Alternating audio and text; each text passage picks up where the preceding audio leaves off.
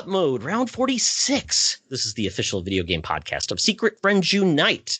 I'm your host, Todd Oxtra, joined by the only person I know from the Atlantic time zone, the Canadian Mark Carabin. Hey, I don't think I'm the only person. There's a couple in the group. Steven's in the group, right? Steve McNeil. Okay, they've never really just divulged that though about themselves. Okay. All right. So, well, I'm happy to be here no matter what time zone I'm in. This is always fun. Well, Mark, because we're in the fun zone. That's it. Dad jokes rule. But you know what? What else is fun? Having guests. And we have a new guest, a new member of the co-op mode. We've brought up the reclining chair for Kyle Stevenson, a.k.a. one of the kind of funny friends, and also a member of the trophy room. Yeah. Kyle, welcome. Thanks, Todd and Mark. Thanks for having me. I'm delighted to talk games and to be in round 46. So as a big man, that's as far as I'll go in any fight with rounds. So like I'm very happy to be here. I have enough stamina to last till round 46. That's it. How many rounds can you go and punch out?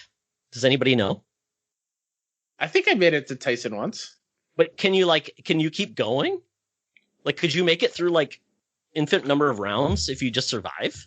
I don't know. Because round times out, right? I think so. Wouldn't it just go 10 rounds? I would imagine. Boxing. And if nobody got knocked down, would it be just remaining like, I don't know. This is something we need to find out, gentlemen. Yeah. Has anybody ever done this? If you're asking a punch out question, we need to get Bobby back on here. That's true. But Bobby, I've never gone further than like one round because I'm great. Yeah, I'd be like, oh, Bobby, I got one round knockouts. That's all I do, you know. And if you save state, you're cheating. Yeah. Well, Kyle, whenever we have a new secret friend on the show, we always want you to give us your geek origin, just to let everybody know how you became the geek you are today. Yeah. So when I was younger, I was really into Power Rangers. I think that's the earliest geeky thing that I can think of.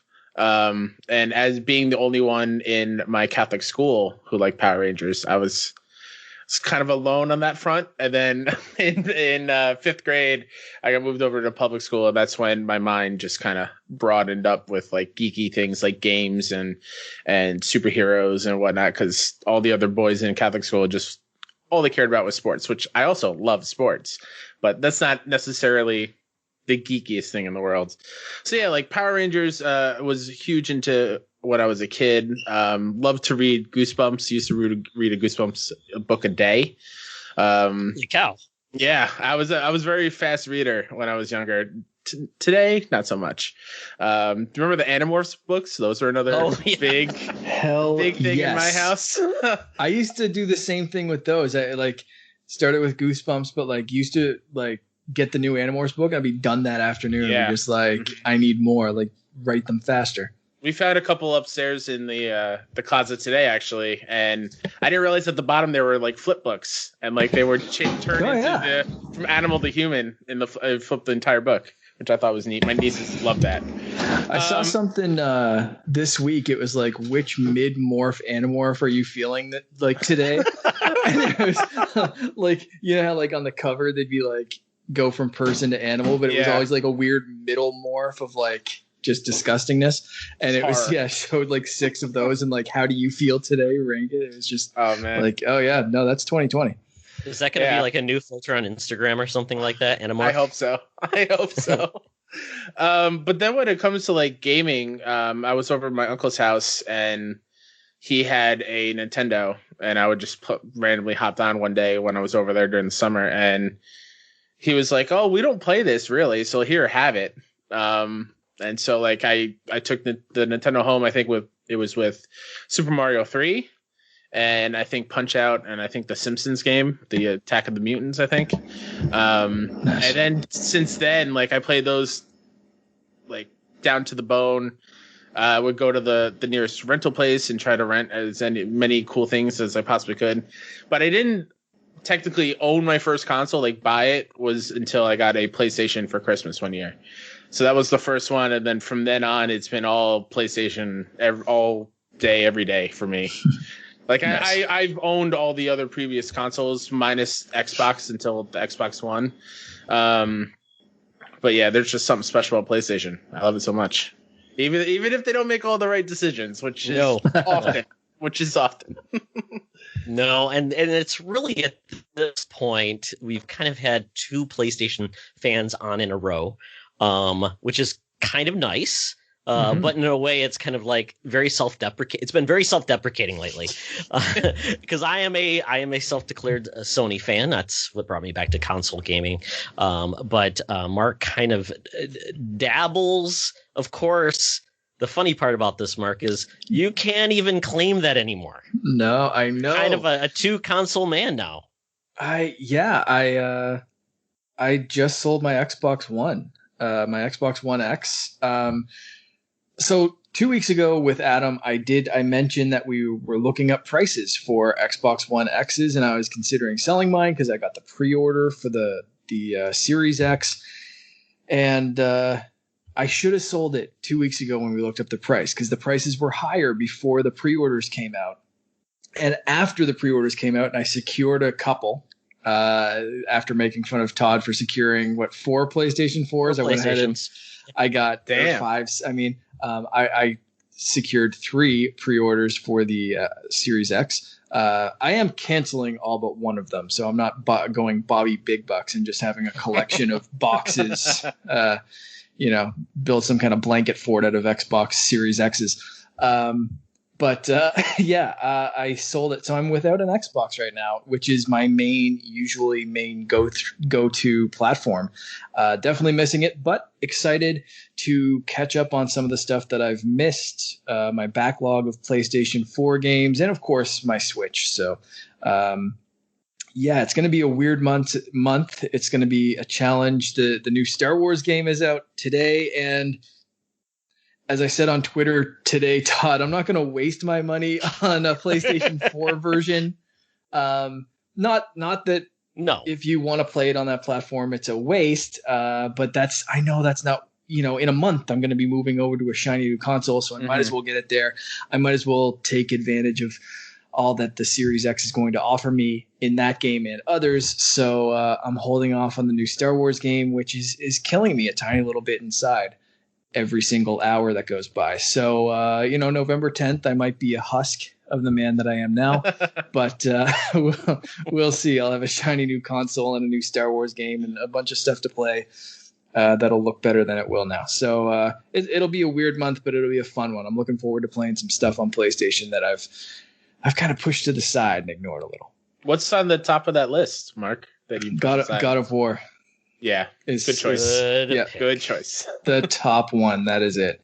I might even revisit Spider-Man. I was looking today, and I haven't really played that game since it came out, and I ran through the game, and I know they've added some DLC and stuff that I've missed, and so I was thinking about revisiting that because with all of I'm getting into Secret Friends proper territory right now, but with all the Electro news this week, of Jamie Foxx coming back for Electro and Spider-Man Home 3 MCU verse, whatever they're going to call that.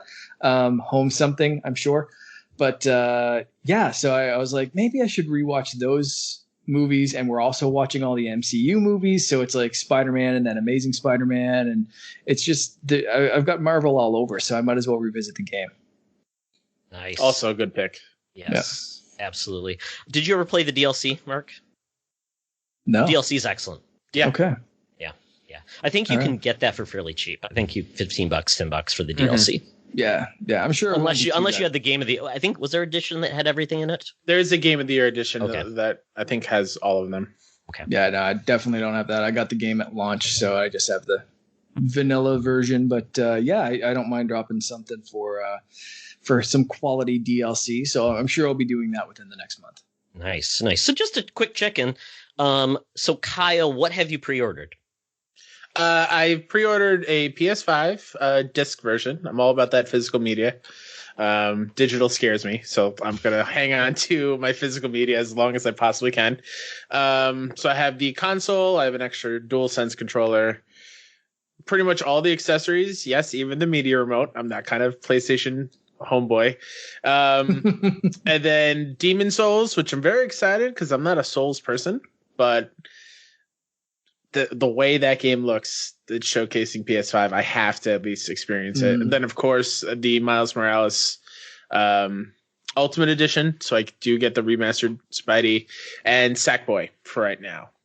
Awesome. I'm thinking about also pre-ordering Destruction, so that way I just have all of the first-party launch games. Might as well.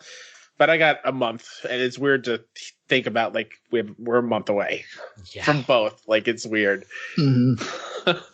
We are 5 weeks away from Xbox Series X, and then 5.2 weeks from PlayStation 5. Amazing. So crazy. Todd, so crazy. What are your pre-orders sitting at right now? I have 4 PS5s, 2 from the PlayStation Store Direct. For some reason, I don't know how this happened, but I got my invite, obviously. Got one there. And then for some reason, they said they still have pre-orders at the PlayStation Store. I went back with that same link and was able to pre-order again. The digital was sold out, but I got 2 of the disc-based there. And then I was able to pre-order standard disc-based plus the digital. I might be one of the few people that actually got the digital because there's not many, I guess. And I ordered those from Target. The digital is for one friend. The one of the PS5s is for another friend. And because of what gets delayed, I'm glad I have those from PlayStation because I'm expecting those may be the only ones that actually arrive on time. Yeah. But I also pre-ordered an Xbox Series X. I know I ate my words from last week, Mark. But when I found out Cyberpunk, my gaming PC is barely the min spec for that game. The writing's on the wall for my gaming PC. It's basically just going to not be able to perform those games. So I'm like, you know what? And I'm not going to buy a new gaming PC. And I'm not going to spend that much. And I can't upgrade my gaming PC because it's a laptop. So they don't do it. So I'm like $500 for a Game Pass machine that'll play the games fantastically. It's well worth the price of admission to me. And then I also pre-ordered a Series S from Walmart. So Amazon for Series X. The thing though, I canceled the Series S because after a while, I even told you, I'm like, you do the math after a while, the Series S just isn't worth the $200 you're missing out on because it's got half the hard drive, less RAM. You can't do 4K, no media drive if that's what you want. And after a point, I'm like, you're essentially cutting out. You see where the $200 goes. So it's a deal though if you want to get into next gen. But for me, it's like it's hard to justify that, and I know I would regret it after that purchase. So, it's really great as a secondary console if it's going to be just your Game Pass machine, but you're still going to be playing mostly first and third party games on a Sony platform or somewhere else. It's a great way because then with Game Pass games, you're not too concerned about the physical media because you can download a game or 2 a month, delete them, play something else, this, that, whatever. So I think that's a good strategy for them. But yeah, if you're anywhere concerned about the storage, the power, the physical media, whatever, the Series X, I think is the way to go. You did mention stock. So I don't know if this is the exact same in the States, but I did get some insight from John Scar, who works at Best Buy Canada, doing some of their website stuff, their blog. They have a great blog. Go over and check them out and follow John at 4scars_gaming, 2 R's and scars as well. He's great on Twitter, but gave me a little bit of insight. The digital version for both consoles were in low supply to most retailers, from what I understand. This is exactly what he was saying on Twitter. I would guess that the Microsoft Store had a greater supply of Series X. Best Buy Canada, which obviously he has some insight into, had 19,000 PlayStation 5s and Xbox Series X's, 3,000 PS5 digital, and 2.5K Xbox Series S for pre-order. Wow. That's low. Very. It was also a weird little flip-flop. So again, quoting from his tweet, PS5 digital went first, then the PS5 standard disc edition. For the Xbox Series X actually went first, and then the Series S. So more people are feeling like you are, Todd, where the Series S, for those early adapters, the people who are most passionate, they're seeing the value in the X, where, even at 2.5 thousand at Best Buy, and I'm guessing other retailers are the same, the Series S was still available for pre-order pretty far down the line. After the pre-order hype and everyone was like trying to secure it and all that kind of stuff. And my pre-order experience was really, really good up here in Canada land. I heard there was a bit more of a mess down in the States. Yeah. But up here was a very pleasant experience. Best Buy had like a virtual queue system that when you went on the website, it was just like you're in the lineup. Don't refresh the page. Don't do anything else. We'll take care of you.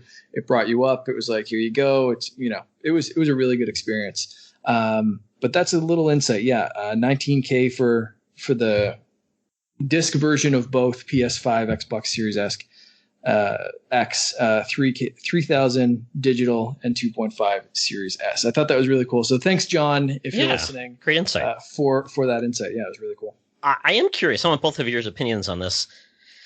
I think I know why Sony's doing what they're doing. But do you think there's an incentive for the retailers really to want the digital-only versions? I mean, is it them saying they're limited to, or is it that that's really what they wanted to push because buying games and other things, will bring customers back in? Or is it doesn't really matter these days because people are still coming in for controllers, accessories, and things like that probably have a better margin than games to begin with anyways. So thoughts? Kyle, go ahead.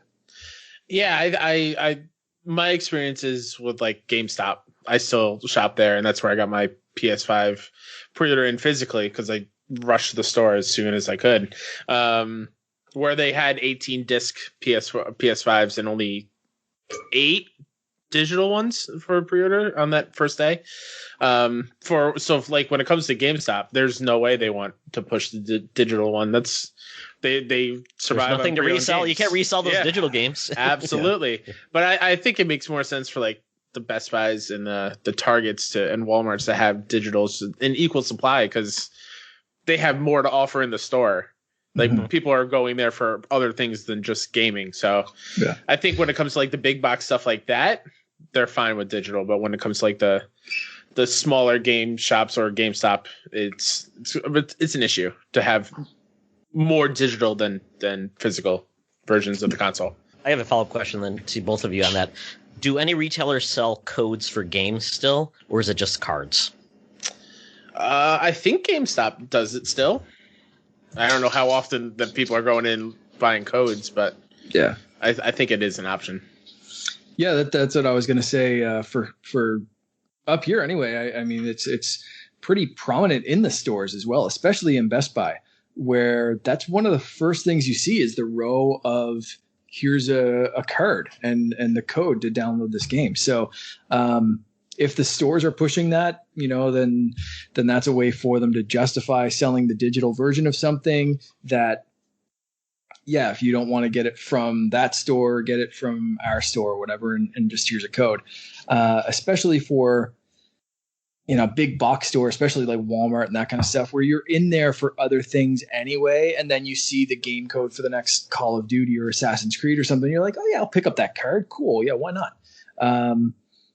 So yeah, I mean, I think there's still an incentive, but yeah, 100% understand why they're definitely going to be pushing and giving prominent space to like, yeah, here's the disc version and some discs to go along with it. Come back here for all your gaming needs. Yeah. Nice. Well, just wanted to recap everybody the state of the who owns what consoles, and we'll go from there. But awesome. Kyle, and what about the Xbox? Did you go there? Or are you waiting? I'm waiting. Still, being unemployed in this pandemic world that we're in now, I can only really go for one. And obviously, PlayStation fanboy that I am, I have to go to PS5. Like I literally 2 days ago took my 1X and traded it in towards my PS5.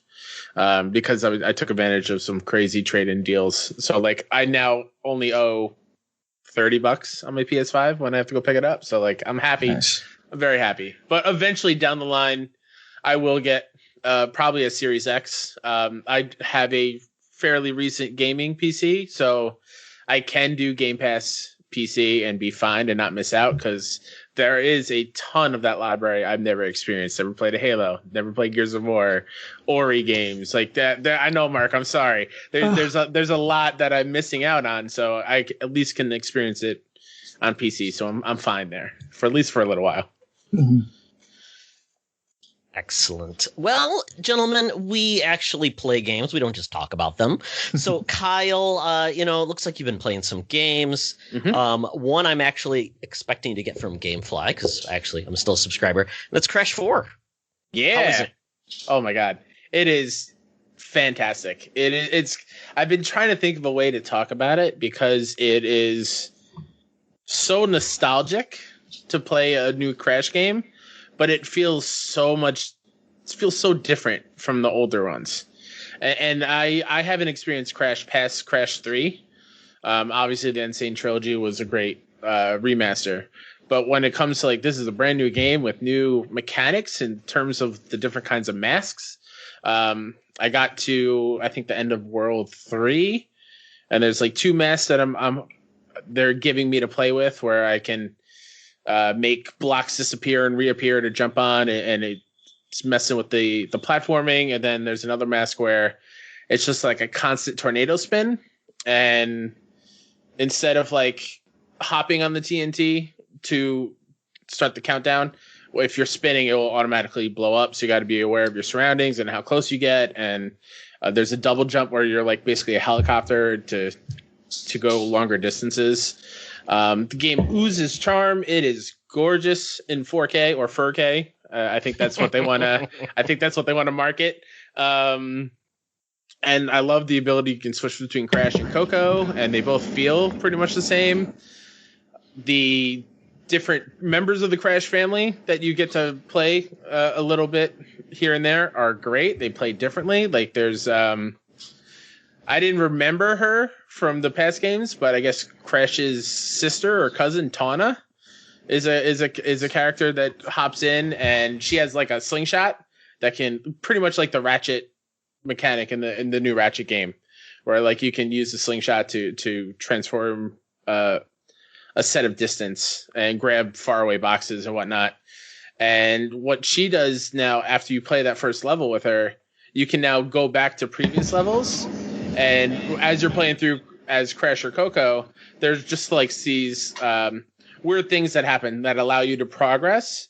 So you're playing from, if you go back and you play as Tawna, she is the one that is unlocking those things for Crash and Coco behind the scenes. And you don't know that until you go back, and then they add even more difficulty to that because you've already replayed the level, and there's different boxes and different placement. So it's very fresh. The flashback tapes are cool. Those are like collectibles. If you get to that part without dying, you can collect it. If you die once, then it's over. You can't get that until you restart the whole level. So it's a very challenging game still. But there's tons of things to do. 5 gems per level. You have to, 3 of them are based on the Wumpa fruit. 1 is based if you die 3 or less times, you can get it. There's a hidden one. And then there, of course, there's all boxes. And that's every level. And then there's even more collectibles as you keep going. It's going to be one hell of a platinum run if you're trying to platinum it, because it's very challenging.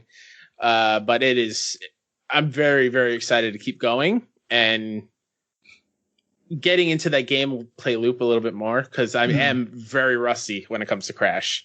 And because it's a brand new Crash, the muscle memory is a little bit different because he feels a little bit better. So like I have to get used to it, but it's fantastic. I can't recommend it enough. So I played the collection, Yeah. and I felt that was a prettier version of Crash, but still played like old Crash, which was, it was hard to go back. And I remember playing it back in the original days when there was no analog stick, and your fingers got tired for holding down the D-pad because you're doing those levels where you have to run towards the camera. I hated it because your finger would get tired. You try to move it and you die. Is this play like a modern game? it does play like a modern game. So you do have analog stick options. As soon as you boot it up, though, you have the choice to play as modern, or you can go back to Retro Crash if you love that setting. Cool. So there's two different ways. With modern, another cool thing is when Crash or Coco, anyone jumps, there's a little circle underneath where the character is, so you know where you're going to land to make the platforming a little bit better and take some guesswork out of it, which I love. But yeah, it feels so much better than the Insane Trilogy. I kind of hope. I kind of hope that they give more series this kind of treatment of, and I think I've mentioned this before. The Tony Hawk series, Tony Hawk 1 and 2, such a great remake, remaster, whatever you want to call it. With the old school, it still feels right, but there's also some modern kind of enhancements to it. Same thing with the Insane Trilogy, and then hearing what they've done in Crash 4, and I haven't played it myself yet, and I can't wait to, but I really hope they do that with more of these kind of games. With, I hope there's a new Tony Hawk, and I hope that I think we were talking about, like Rock Band and that kind of stuff last time. Like, I hope we see some revitalization.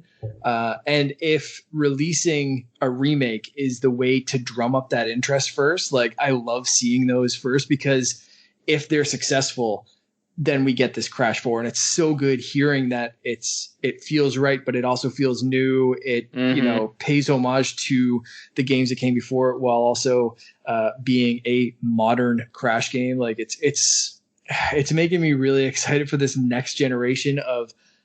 Hopefully we see some of these beloved franchises come back, but better than ever. It's really, really great hearing. Anyone that is hoping to remake a game needs to look at this year's of remakes. Like, when it comes to Crash, even though Crash 4 isn't technically a remake, but how they expand on it. Yeah. Or look at Tony Hawk 1 and 2. You look in some ways at Final Fantasy 7 remake, like the love and care that are put into this, and make sure the details are there that the fans love, and just make it feel better, but while still holding on to that little nostalgia feeling in the back of your head. Like, we did a episode of The Road to Greatness on the Trophy Room where Joe talked about Kings of Amalur, and he was basically like saying, that's not how you do it. No, it's not. That is spoilers. That is not how you do it. So like, specifically, I'm thinking of like EA.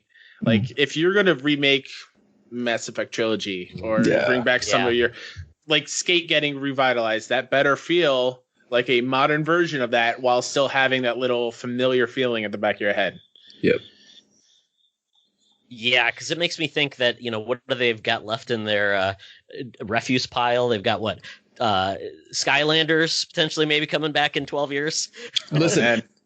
Don't talk ill about Skylanders, all right? Sean and I are gonna just team up and just choke you out. No, the funny part is, Sean was talking about bringing out a Skylanders again. I'm like, and I'm thinking about it. I even I tweeted it. I'm like, hey, well, are Skylanders going to be backwards compatible on next gen? And I'm like, because those have portals and all that fun stuff, and apparently.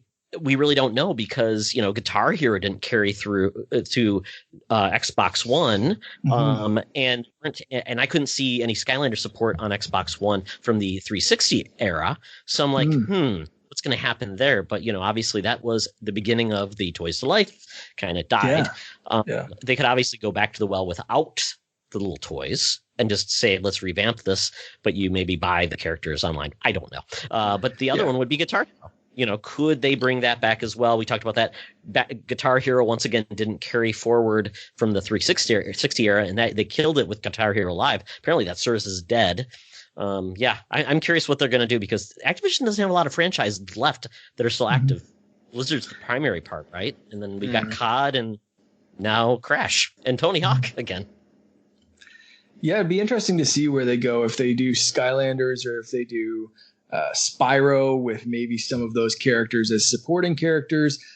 They could go, of course, like you said, being able to just purchase the characters, which we saw with Starlink. You could either get the physical toys or just the digital versions of them and switch between. But you could also just do the Lego game route of just having all of these characters, like 3,000 characters, just unlockable through the regular play of the game or whatever. And I can't wait for the Lego Star Wars character unlock when that game finally comes out. And just I've got my 17,000th droid unlocked, and it's R5D bag. I can't wait to play as that malfunctioning little guy, and Yaddle and everyone. Yeah, it's just gonna be great. Oh, Yaddle! That's my secret shame is Yaddle. I always bring up Yaddle, and Charlie smacks me down. But to bring this back full circle, remember when Crash got brought back through Skylanders? Yeah. Oh man, right. So there you go. That's all connected. I was so upset during that E3 because that was when Sean Layden came out and he had the shadow of Crash on the floor coming out, and he then announced what was the Insane Trilogy, and then went into the Skylanders. And I thought he came out, okay, this is the Skylanders thing, because that was rumored forever, and I would have been so mad if it was just Skylanders. I completely forgot about that. Like there was that, and then there was Donkey Kong and Bowser, I think, on the Nintendo, right? Yeah, man, right. Yeah, I liked the first few Skylanders games, and then they started jumping the shark a little bit, I think. But man, I completely forgot about that weird little bit there. Well, hopefully you've saved some, and you've saved an old console, so Finn, when he gets of age, can definitely play with them. Yeah. Great. Okay, Kyle, you also played Dead by Daylight. Yeah, it's spooky season, so I'm not a horror game person at all. But the way that Dead by Daylight presents itself is pretty fun. So if you're out there and you don't know what that is, it's 4 people trying to survive a basically serial killer that are coming after you, and I forgot what the technical term of it is. I think it's asynchronous multiplayer. Asymmetric. There you go. I knew it was an A something. I can look up things on Google. But there's one person is the killer, and then the other 4 are trying to work together to fix generators to power up the exit doors to get out and to leave. And each killer feels completely different, has different skills or whatnot. And I love what Dead by Daylight does when they go out and pick franchises to be represented in the game, because if you think horror, they pretty much are represented in this game. So like you have Michael Myers from Halloween, Freddy Krueger's in there, Ghostface from Scream. You even got Demogorgons from Stranger Things. Even Nancy Wheeler and Steve from Stranger Things you can play as. So like it's been around forever, and it still feels great. It's super fun to play. It's even more fun like when you have a friend or to do like a scary voice as the killer to really get you in that mood. But yeah, that game's great. If you're looking for a scary game for the month of October, I highly suggest that one. It's on Game Pass for PC, on Xbox. This is the way I'm playing it. It was a PS Plus game a long time ago. Oh. So if you nabbed it, you probably own it already. But yeah, it's great. I think Ash from the Evil Dead was also Ash in that. Is in there. Yeah. Mm-hmm. Yeah. Nice. And it looks like it's a different viewpoint than, say, like, what was it, the Friday the 13th game? Where it was kind of similar, but that was more like third person, right? Yeah. And, yeah. Yeah, cool. If you're playing as the killer, you're first person. If you're the survivor, you can see your surroundings. And third person. There it is. That's that word. Third person. There you go. Awesome. I'm gonna have to check that out because I think I may have it from PS Plus back in the day, and I am looking for spooky games. I was on PS Now today to see what they had, and they have quite a few there as well. So I'm gonna dig through that. Excellent. So Mark, you and I played the same game, which Kyle, I don't know if you got to try it out, but Mario 35. Yeah, I think I'm loving it, man. I am absolutely. I mean, anyone that listens to the show knows my love for Super Mario Brothers. So it's no surprise that when they throw Battle Royale into Super Mario Brothers, I'm going to just play the hell out of it and love every second of it. So this is really no shock that when this came up, I just latched onto it. I've gotten a few first place finishes, a whole lot of like second, third, fourth place finishes of keep bragging, Carabin. And it's so frustrating. Like one today that it was just sloppy. Like I just looked at it, I was like, wow. Like that was entirely me just being sloppy and just getting like that cocky, like, oh yeah, I'm just like blowing through this stage, like watch, oh no, I fell down a crevice. Like it's just, and I get so mad at myself, and it's a very different feeling than like a Fortnite battle royale situation of like that adrenaline's going at the final two, final three battle, whatever. It's like this one's just kind of like, no, like usually when you lose, it's like your own stupidity. So it's or skill or whatever. I'm absolutely loving it, and I can't believe that we only get 6 months of this.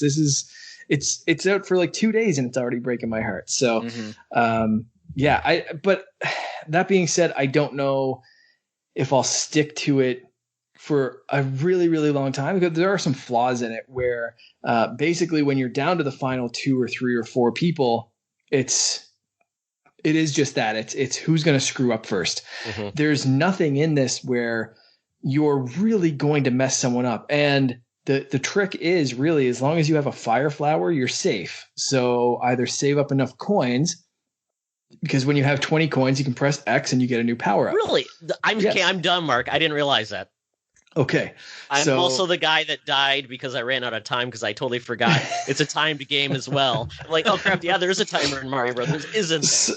So for anyone that's completely listening to this and is like, what the hell are they talking about? So Mario 35, it is the original Mario Brothers game, but the levels are kind of randomized from what I've pictured. But it drops you in, and you're playing against 35 other people, and you have to be the last one that dies, basically. So that's the battle royale. But as you kill enemies, they also get flung out to other people's screens, similar to like Tetris 99. They look like ghost enemies because they're different. And they are different colors, so you can always tell. So the way, like Todd said, you can run out of time. So the way to get more time is to either find little secrets, get power-ups that you already have, and that'll add time, or kill the enemies. If you shoot an enemy with a fireball, you get an extra second. If you jump on the enemy, you get 2 or 3 seconds. So it's better to jump on enemies. Keep that one in mind if you keep running out of time. But the coin thing, yeah. So if you collect 20 coins, you can get a power up, but it's randomized. So you can get mushroom to make you big. You can get the fire flower. You can get a POW block, which clears any enemy that's on the screen, which is very useful sometimes. Or you can get a superstar. So it's if you are already, let's say you're already big and you roll a big mushroom, usually it will let you re-roll, which is kind of nice. But yeah, like I said, by the end of the match, it's who's going to screw up first, because you're still, you're throwing enemies at other people's screens and stuff. But like I said, most of the time, as long as you have a fire flower, you're kind of just shooting them and blasting them out of the sky and whatever. So, I'll find like sometimes it's the last 2 people. Like I had a match today. It was the 2 of us in the very end, and we went for a good 5 to 10 minutes of just running through these levels, and neither of us were dying. Neither of us were really throwing enough enemies to screw up the other one. And it was a matter of like who was going to fall or screw up first. And, it ended up, I think on that one, I won. And then I had a very similar situation and I was the one that screwed up. Like, so there is some of that, like, I wish there was something more that when it came down to the final 2, final 3, or final 5 or something, like maybe the game started to throw more at you rather than like just the enemy that you kill goes on their screen. Like, yeah, maybe, I don't know. There has to be something to ramp it up. Does it do the Tetris 99 thing? Like where there's strategy for who you target to send your enemies to? You can select one of the 35 screens. You use the analog stick is what you use to send it, because I realized, you can't control with the analog stick. At first, I'm like, why am I not moving? Oh, wait, it's D-pad. And you do select the screen you want to send it to. So as you see the people drop off, you'll see the screens that are left. And it's funny, Mark, because I was amazed constantly, like, how is somebody dead already? It's like 3 seconds in. And I'm sure there's that person that's playing this as their first Mario game, and they run in World 1-1 and they run into the Goomba, and it's like, how are you the 35th person that I got matched up with? I've been playing this game for 30 years. So there's, I don't know if they'll eventually introduce like skill-based matchmaking or if you'll always see that. I would love to see that of like 35 versions of me going at this like all at once, and we're all playing for a half hour before any of us die. That'd be just ridiculous. But it's an interesting approach to battle royale. Are the same? I'm sorry to cut you off, Mark. Yeah, no worries.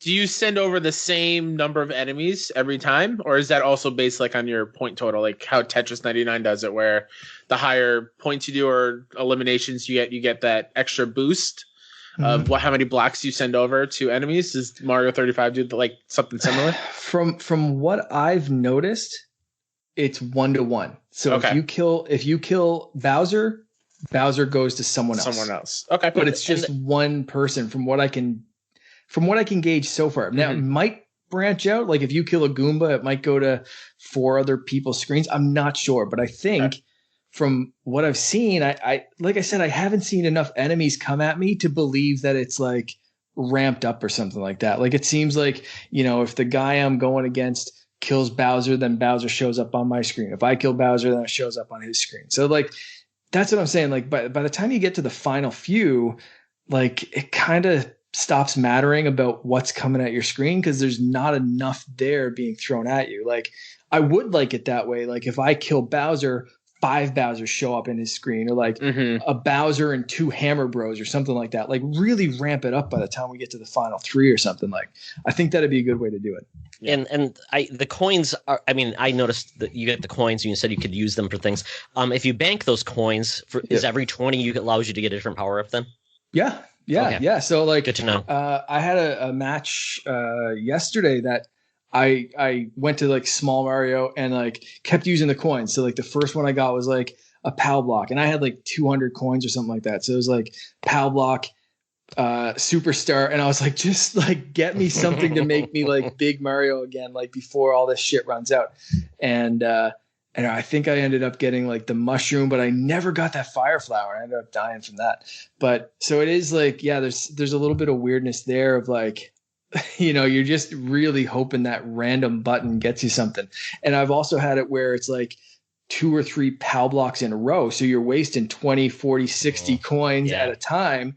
And so it, like luck can really be for you or against you on that, where you got a ton of enemies coming at you and you're clearing the whole screen, but you're stuck in, it depends on the stage too. If you're stuck in an open stage and you can like jump and move, if you're stuck in a tiny little corridor in like a Bowser stage, you're kind of screwed if you don't have that like star power time or something like that. Cause you're not going anywhere if there's like a whole bunch of stuff on the screen. It's kind of weird. One note, I have been using the Super Nintendo controller, which works really, really well. It is a little slower. Like you said, the analog sticks select who you send stuff to. So up, down, left, right. How does that work with the Super Nintendo controller? Just press R. It circles around. Okay. So it'll go random, coins, time, whatever it is. Yeah. So you just keep pressing the R button and it just cycles through who you want to send it to. But other than that, I love the Super Nintendo controller. It feels so right to play it with a Super Nintendo. So I find that kind of gets me in the zone a little bit more. But Pro Controller is fine. I've used that. I've used handheld mode. I'm a little hooked. So what are your thoughts, Todd, so far? You sound like you're – yeah? I loved it. But, Kyle, you'll learn. Mark knows this already. I never know what's going on. Like, I'm like, oh, really? Like, I'll play a game like, oh, yeah, you didn't do that like 3 hours in. I'm like, nope, didn't realize that. It was really frustrating. I didn't know any of this. So Mark has given me the pro tips. So I'm going to be excellent at this game. But I do love the fact that the time element is like the battle royale or that's encroaching space. It's something you have to keep in mind all the time. Keep moving, keep finishing the levels, because it basically is, it's Super Mario Brothers 1-1, then 1-2. So it's not replicating anything new, but it's theirs, and then it allows you to like randomly pick a level. But right now I've only unlocked 2, and then every time you level up, you get to unlock different basically, what do they call them, tags or art for yourself, icons, I think they call them. So it's kind of fun. So it's going to be fun, and it's randomly, you could, if you if they actually had real voice chat on the Switch, you could like Mark and I could play together. Like we're gonna team up on screen number 3. And we're just gonna dramatize them, you know. And you'd have a million enemies show up on a screen, but we don't have that. So, what are your thoughts on it only being for a select amount of time? Apparently, Nintendo knows. Crazy. They know when the world is ending. Apparently, that's probably. That's the stupidest thing I've ever heard of. Like if by March. You know, I already said, like, I might get sick of this. But if by March, like, why? April 1st, if I'm saying, you know, I played some great practical jokes today, I'd love to celebrate with some Mario 35. And I can't. Why? I can still play Tetris 99. Mm-hmm. Like, this is the same concept. It's not like the code's going to go bad or something. It's not like why this arbitrary date of this is the day that Mario dies? Like, unless... I just why take away the 3D All-Stars collection? Why take this away? Unless they're planning something funny of like, you know, like Bowser took everything away. We have to do something to get him back. Here's the celebration from next year. Why? I know why. They're going to do Super Mario Brothers 2. That could be the only reason I could see this. They basically say it ends, the original ends. Now we're bringing in Super Mario Brothers 2. And that's where it goes for a limited time. So nobody gets too good at these things. Because I think maybe that's part of it. They don't want people to get too good where it intimidates new players. Maybe that's what they do. It's just I've already been playing this game for 35 years. You're not going to intimidate me. I've been playing it longer than you, and I'm intimidated. What I would love for them to do, and I haven't played it yet, but it would be really, really awesome if when you beat the level, it warps you maybe to a different Mario game and stage. Cool. Yeah. And it's not just on the first game. Like you can hop from 3 to 2 to whatever. Do we know, Mark, if this is just all Super Mario Brothers? I mean, is this going to expand beyond that? Has anybody gotten enough where they filled up all the spots? No, I've unlocked probably 4 worlds so far, maybe, but not every stage from each one of those. So I've unlocked stages from at least 4 worlds, and it's there's nothing from any other. I think this is just the original Super Mario Brothers. So that might be, you guys might be onto something there where, and I'd love to see some of those like the Mario Maker like crazy hell stages like thrown into there. Like that's what I'm saying. Like throw something in that's going to challenge those people who have been playing for 30 years, 35 years, whatever. Throw something in there to throw us off, because if it gets down to the final few and it's just who screws up first, I think we are going to lose interest by April 1st. That's not going to have that same power. And you do see those things where you understand, like, Tetris 99, like Kyle, you already said, they've done it right where depending on your streak and this and that, like you're sending more stuff at people and you're doing this and doing that. Like this game's missing a bit of that. As much as I love Super Mario Brothers, it is, it's not as good as a battle royale as like Tetris lends itself to. And so maybe that's it. But right now I'm hating that arbitrary date. Talk to me in March. I might be like, I'm done with that game anyway. Sure. Yeah. But then you'll miss it the next day. It's gone, Mark. 100%. That's what I'm saying. Like in May, maybe I haven't played this game in 4 months or something like that. But why in May or June can I not be like, you know what I'd love today? This game. And like, nope. They're just, anybody who buys a Switch on April 1st, they will never get the experience because Nintendo hates people. Yeah. Yeah. And this, like, okay, this one makes more sense than the 3D All-Stars collection. Yeah. Like, take this one away this is a short, limited time celebration. We're giving it to you for free if you're on Switch Online. I get it. It's a fun little celebration thing. This one doesn't bug me nearly as much as 3D All-Stars. That one, I will, as much of a Nintendo fan as I am, I will argue till I'm dead that is the stupidest thing I've ever heard of. Like taking that game away just arbitrarily April 1st. Like, nope, sorry, fun's dead. Like, nope, April 1st. Yeah, very interesting. Every part is sold at $25 a piece. Yeah, that's probably what it's going to be. That's probably what it's going to be. Yeah, and then they'll bring out Galaxy 2, and that is going to be like $30. I don't know. They'll do something great. As much complaining as the world's longest April Fool's joke. Probably April 1st. Like, no. April Fool's, yeah. Thanks, COVID. Yeah. Man. Oh well, Mark, Rocket League. What's going on in Rocket League? That's exciting. Yeah, Rocket League's free to play now. So, if you've been waiting to jump into Rocket League, now's a great time. They had a little Fortnite crossover. So as you were playing Rocket League, you were unlocking Fortnite-themed Rocket League stuff and Rocket League-themed Fortnite stuff. They own Rocket League. That would go, this is the same company. So I've been unlocking stuff for both games and whatever, and just having a good time playing Rocket League and getting back into that. Not much more to say on that. If you haven't checked out Rocket League yet, it's soccer with cars, rocket power cars. It's one of my favorite platforms that I own. I love Rocket League. Yeah, it's a blast, man. And one thing, like, I was so into Rocket League the start of this generation, like when it first came out on PlayStation 4, and like playing remote play on my Vita and all that kind of stuff. Like, it was like fun times, and it has not lost any of that funness. It's and there's still a ton of people. It never takes me very long to find a match. So it's a great game. If you haven't checked it out, it's free to play now. So check it out. It looks awesome. I'm horrible at it, but it looks cool. Yeah, it's fun, man. It's really fun. I was super happy to unlock the Battle Bus. It's like the final Rocket League or the final Fortnite thing to unlock. So, and you had to unlock it by getting MVP in a match.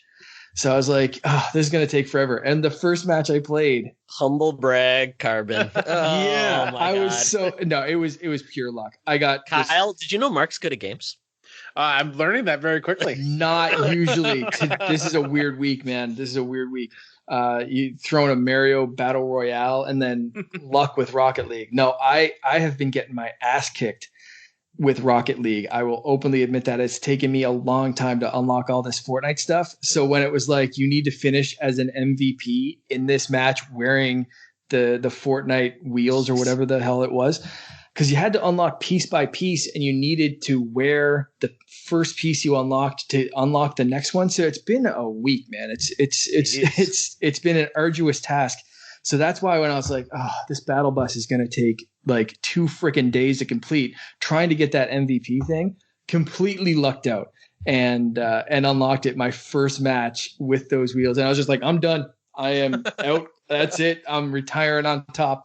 I got so that was it was a good celebration. Like, whatever it was, the rest of the team, we won, and the rest of my team was potatoes. So I'm taking that one as a win.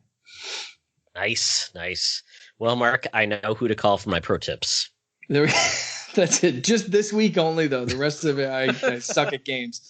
So yeah, that's it. The Nintendo of advice. That's right. The hotline. The hotline only call me until April 1st. That's it. How much does that cost to call? The Atlantic time zone. Nobody knows. Honey, if you have to ask, you can't afford it. The next game you've been playing, Mark, I actually saw this. It's by Gunman Clive. Gunman Clive. Yes. Bertil Horberg. He is an indie game developer from Sweden. He made Gunman Clive, Mechtermination Force, where you're a giant mech going through and doing some stuff. And just made and released Super Punch Patrol. So that's been his little COVID project. I'm very early in this game. I'm not going to talk too much about it. It is a side-scroller beat-em-up, similar to all those old side-scroller beat-em-ups like Double Dragon, that kind of stuff. It looks, if you've seen his other games, his art style, especially like the Gunman Clive kind of thing, where it's like black and white, weird kind of sketch looking kind of thing. This game's the same. There's 3 characters you can pick from the start. And it feels really good. It's great. And it's not very expensive. I think he just kind of made it in his spare time during the whole COVID lockdown thing. So, he's a great developer. If you haven't heard me gush about Gunman Clive, go play that game or those 2 games. It's a great collection, 1 and 2. They are fantastic little shooter games, like side-scrolling shooter, similar like Mega Man style kind of that kind of thing. So this is more punch, kick kind of thing. Go check it out. It's definitely out on Switch. I don't know about other platforms, but I've been playing it on Switch, and it's really good. Man, Very this art cool. style is really cool. I'm looking it up. Yeah. Right now. Yeah, it's not black and white. It's kind of like reds and blues and Looks like your Yes. allies are reds and or blue, and enemies Blue are red. and Like the enemies are red. all hand drawn. Yeah, this is awesome. it's Yeah, beautiful. sketch, I love art like that. Yeah, it definitely stands out amongst all of the pixel art and 2D retro games. It definitely looks unique. Yeah, so that's awesome. Cool. Yeah. Well, gentlemen, it's spooky time, like you said, Kyle. So I've been looking for games to get really into that mode. I have, I think Luigi's Mansion 3, I will finally beat that game this month. I waited because, Mark, we talked about this. Mm-hmm. An immortal sin of anybody making a Halloween game, don't launch it on Halloween. Do it on October 1st, even mid-September. Yeah. Nobody cares. Give us time to enjoy the game through all the spooky season. Yeah. So I will do that. But the game that caught my eye, I saw a story about this on maybe Kotaku or something. It's called Pumpkin Jack. In this game, the best way to describe it, this is like Jack and Daxter, Medieval, those style of games, Maximo, if you remember that on PlayStation 2. Hell yeah. But kind of like that spooky Halloween. You look like, Jack-o'-lantern from Spider-Man, or you look like, Jack Skellington when he's the Pumpkin King. He looks really cool. And this is one of those beat 'em up, third person, very clever, witty, call it a beat 'em up type of game. And it's really fun. There's a demo out on Steam, but the game is going to be coming out to all platforms eventually. The problem is the demo was timed and it expired on Steam before I got to play it. So I found an old build and played it, and I loved it. But the problem is on PC, sometimes it says best played with a gamepad. I'm like, okay, I'll pair up my whatever.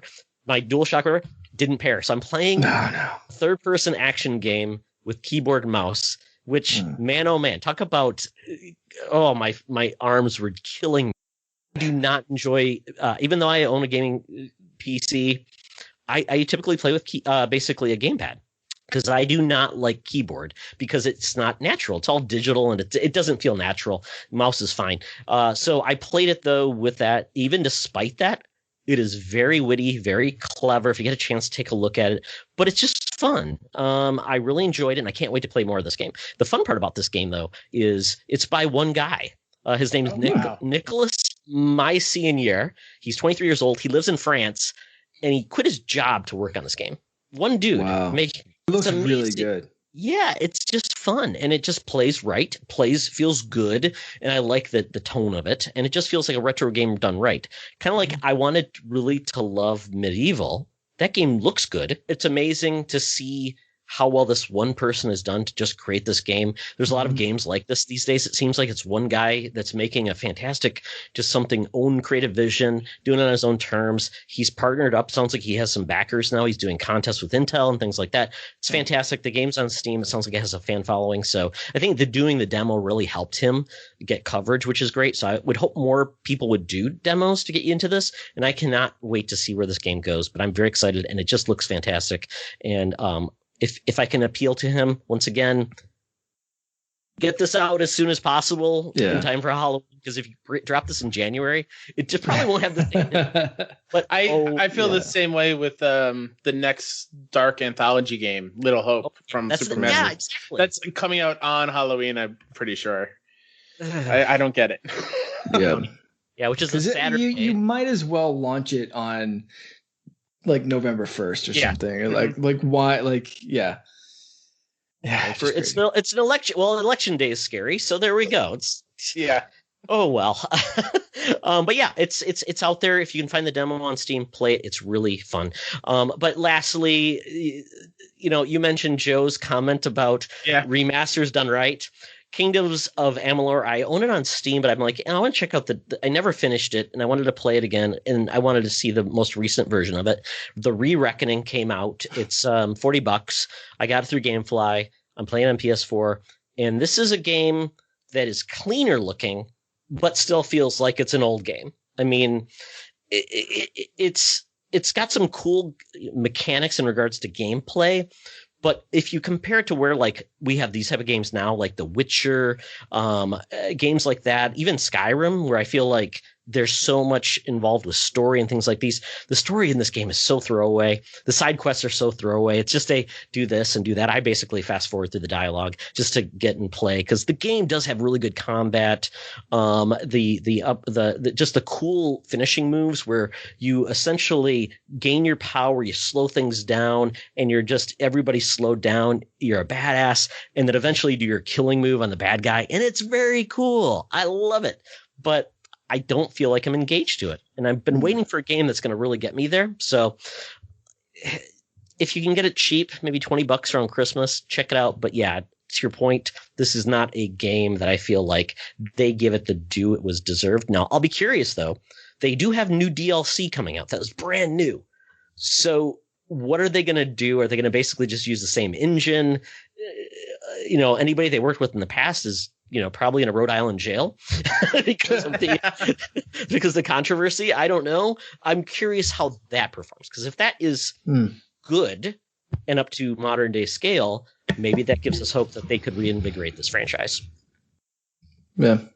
It kind of brings to light the whole thing we were talking about last week as well, or last time, with remakes versus remasters, or just not changing anything and releasing it. The Mario 3D All Stars collection of basically doing the bare minimum to change things, but it still feels like it used to, versus a full remake like the Insane Trilogy. So this is, by the sounds of it, one of the examples of how to it's 3D All Stars, right? Again. Yeah, it's and it's, I guess maybe it also depends on how good the original, like the game was originally. Like 3D All Stars, at least those games were all fantastic. So like Mario 64 is like a classic. Yeah, they could have done better, but better with the packaging or whatever. But I can appreciate that. But this is a solid B, Mark. This is a solid B. Let's start as a solid B. Went to like a B minus. Right. Yeah. Right. Yeah. So that's maybe one of the examples of a game that should just be maybe should have been upgraded. Yeah. Absolutely. Well, gents, we are moving from what we've been playing to what we've been talking about in the world of games. Kyle, I'm getting a kick out of your story. So tell us all about this, because I don't really have a good gauge on the internet hot takes for this one. Yeah, so people are freaking out because Insomniac decided to redo Peter Parker's model in this Spider-Man remastered game, which you can only get as part of the Ultimate Edition for Miles Morales on PS5. Mm-hmm. I think, that's the only way. That also is a hot mess. Messaging over Sony needs to change big time. Mm. And Peter Parker looks completely different. They picked a different actor for the face and the motion capture. They say it's because Yuri, who did the voice and the performance, this new actor's face fits better for that movement. A lot of people are very upset because it's not Spider-Man from the original PS4 game looked old enough to have been doing it for 8 years, which is what the story is. And this now just looks like Tom Holland and doesn't look like he's been doing it for those 8 long years. I don't understand the hate that it's getting. When you see the two side by side, and I've always also thought Peter on PS4 looked a little bit weird at times, and the animation wasn't great all the time. But when you see them side by side, how can you not say that this new one looks better? Oh yeah, it's still going to be agree. Yuri as the voice. It's still so like the performance will still be there. He'll just look different, and the fact that they're also retooling other models, I'm sure they probably are going to make Miles look a little bit younger, so that age gap does seem a little bit more believable. I just want to make a plea. Don't be the type of people online to yell at people for their decisions. Brian, I always mess up his last name. Inahar? I believe it's just Inahar. Tweeted out like, hey, listen, I've heard you loud and clear, but don't like threaten my life over Spider-Man getting a different look. There's a way more important things going on to take that energy towards, which is completely true. So like, I don't get it. I just don't get it. This is such a silly thing to get so angry about. I've seen lesser things that deserve, or like worse things that get less hate on mine. Like I don't get it. I don't get it. Didn't Yuri himself say like, I hope you guys bring the same level of passion to out on election day. That you do to a face change or something. And it, like, you know, they explain the reasoning, the facial structure of this new model matches Yuri's more, so you're going to get a better, more kind of accurate portrayal of the facial expressions that he's going through while he's acting. So that kind of reasoning, I think, completely, they maybe could have aged the character model up a little bit or something, add a couple of wrinkles. Jesus, there's still time to do that though, right? But yeah, man, how can you say this one looks worse? I don't get it. Every part of it looks better. I don't get it at all. It's very odd. And the funny part is Yuri Lowenthal, you know, he actually did the voice of Prince of Persia as well. That game, he looked a little bit, that character model, if we want to complain about something, look at that game. That's another remaster, remake, not doing it the right way. But Yuri's 49 years old. He does not look 49 years old. He looks like he's in his early 30s. So kudos to the man, like, and looking ageless. But to your point, now I will bring this back. Tom Holland is 24. So 8 years being Spidey would have been 16. I could buy that. Yeah. I think in game he is supposed to be 23. Yeah. So there you go. And Miles is, makes sense. How old was Miles? I mean, 13, 14, maybe 15. He always seemed younger than Peter did, I think. Yeah. But you know, I think there's a good change. I think people will eventually get over it, and it's probably that vocal minority that, you know, is just super loud and looking for something. And I mean, it's a weird year. People are cooped in and they're angry about a lot of different things, and whoever knows where it's going to get focused on. And this was just the, you know, top of the shit pile, I guess, for this week or that week that it came out, whatever, right? The last week or two on Twitter has been like video game hot take. Every other day there's a new meme, like Flynn from Tangled with the swords aimed at him, like your hottest video game take. Like, stop it. Let's celebrate gaming as what it is. Don't try to purposely attack somebody's favorite game or character or whatever. No. Just wait until I hear that Gilbert Gottfried is going to be the new voice of Master Chief. I thought it was Cortana that they were going with. No, with Gilbert. He just couldn't nail. He just couldn't nail Chief. Cortana. Yeah. Oh, okay. They're going Chief with that one. All right. I believe Betty White is the new Cortana. Oh, that was. I'd be so down for that. I'd buy that game in a heartbeat. 100%. Even if it was on Game Pass, I'd be like, no, give me the special Betty White edition with Golden the Girls. Cortana. That Golden Girls crowd, man. So big. It's a missing market right now. Yeah, I think so. The Cortana 1 terabyte drive that you put in your Xbox. That'd be perfect. Gotta love it. Yeah.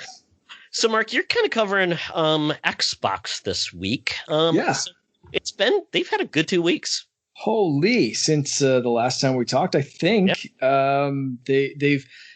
I want to briefly just say that they've shown some stuff, and I think we're gonna talk a little bit of the counterpoint to that. But they've been showing off hands-on impressions that has been a little bit limited to older games, but we've seen the benefit of quick resume and how fast the SSDs are, how much better old games with zero work done on them look and play and feel on this Series X, which is phenomenal. I think that's a great way to show it off, that this game with nothing done to it is now playing at 60 frames per second or has HDR or this or that or whatever, and loads up a whole minute faster or whatever. It's pretty phenomenal to see, and I can't wait again to see that applied to new games. But even the stuff that they've shown so far has been very, very impressive. And again, that's Well, I can't wait to play the new Star Wars game. I can't wait to play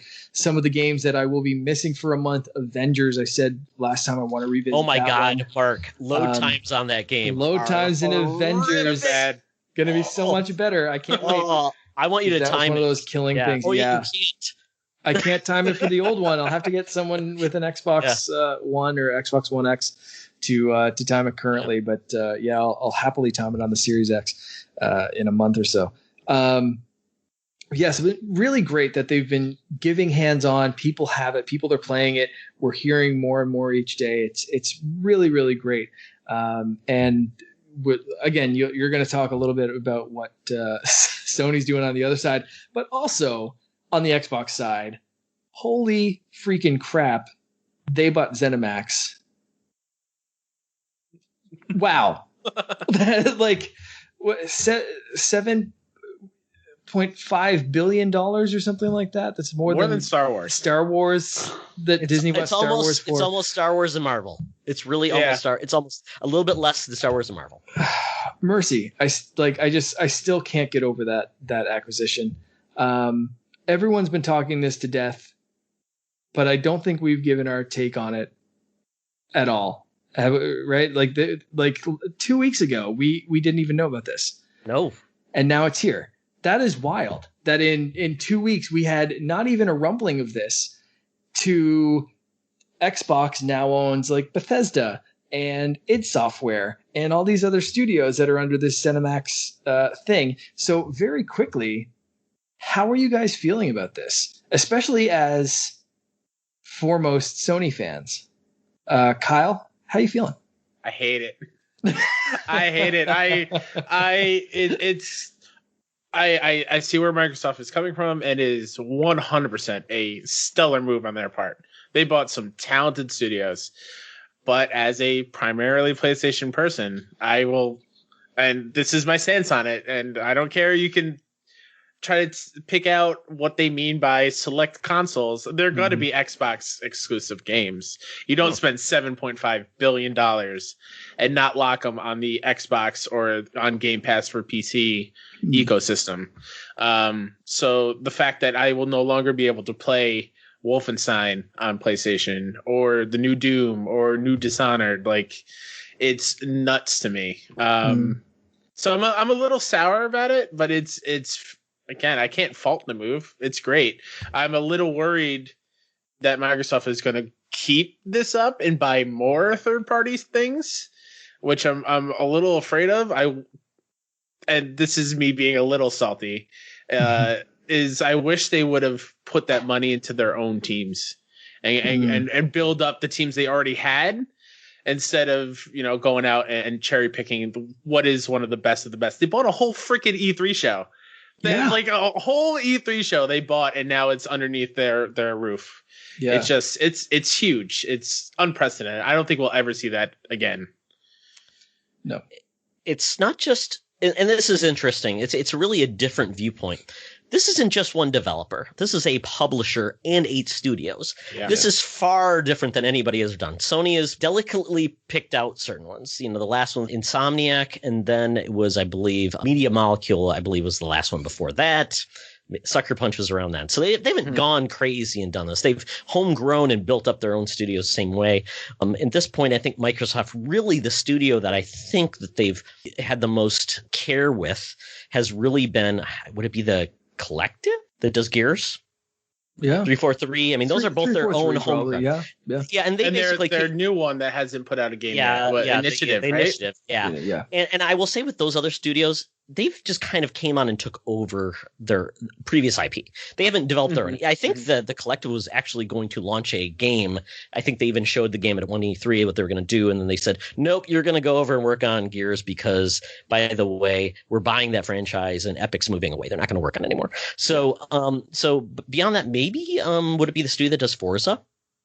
would be the one that I feel like they've kind of made their own path. They've really stuck around and built something strong. And like Playground Games, I think they bought Playground late in the process, but Playground did other things as well. So I'm curious. Once again, they're buying rather than home growing studios to a certain extent. So which I appreciate. Hey, they've got the money to do it. Why not? And I think my heartbreak once again is really, we talk about anti-consumer. Sony buy Spider-Man, and that's anti-consumer. Buying developers and eliminating franchises that have been on consoles for a long time, that feels more anti-consumer, because you're essentially saying we're cutting you off that you have to buy our box or a Game Pass to play our games. So to me, it's a little bit in its way, but it's fair game. I mean, at this point, but it's only fair game in the fact that there's very few companies that can do this. I think Microsoft, the second biggest studio. So we are championing it now. It doesn't mean that Microsoft is always going to be the good guy. Phil Spencer won't always be there.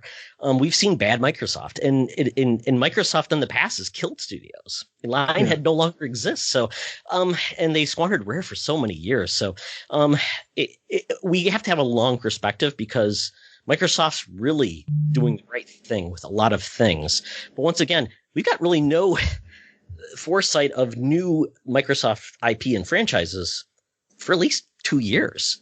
So I'm kind of disappointed that Microsoft has said, hey, we've got all this stuff going, but they've got really no new franchises, no new IP really until 2022. So that's really disheartening to me after all this work, and there's still nothing to show, and they're still writing out Game Pass. Yeah, it's crazy to think that when you think of open world RPGs, you think of like Elder Scrolls, you think about Fallout. And now that Obsidian is there, and they're making their Avowed, which is taking place in the Pillars of Eternity universe, those are 3 massive open world RPGs that are only going to be on Microsoft, which is huge, because when I think of Xbox, I don't associate them with RPGs really, at all. That is one thing that they're lacking big time. And they just got 3 of the best, and probably going to be exclusive to them. That's huge. That's amazing. Yeah, I love the Obsidian tweet too. The Obsidian and Bethesda, right? Where they're sitting at the church, and they're just looking at each other, yeah. I do think though this is best. This really benefits Well, I can't call it ZeniMax anymore. ZeniMax is done. And just fun fact about this: the VP of ZeniMax is married to Linda Carter, Wonder Woman. Oh wow. Yeah. So good on him for marrying correctly. Good on her for getting a lot of money. But ZeniMax has not done right by those studios. I think they forced them to make some decisions to monetize their games in a way they really didn't want to. Like mobile Elder Scrolls that did not do well. Oh, not Blades? Well. Yeah, Blades. Yeah. Elder Scrolls Online, I'm not sure if they really wanted to do that game.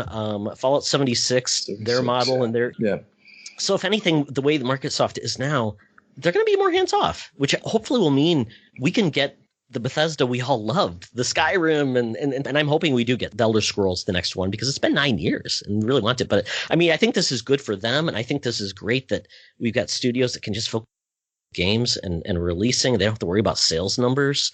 I think it was Obsidian that lost out on a bonus because Fallout New Vegas didn't hit a certain number.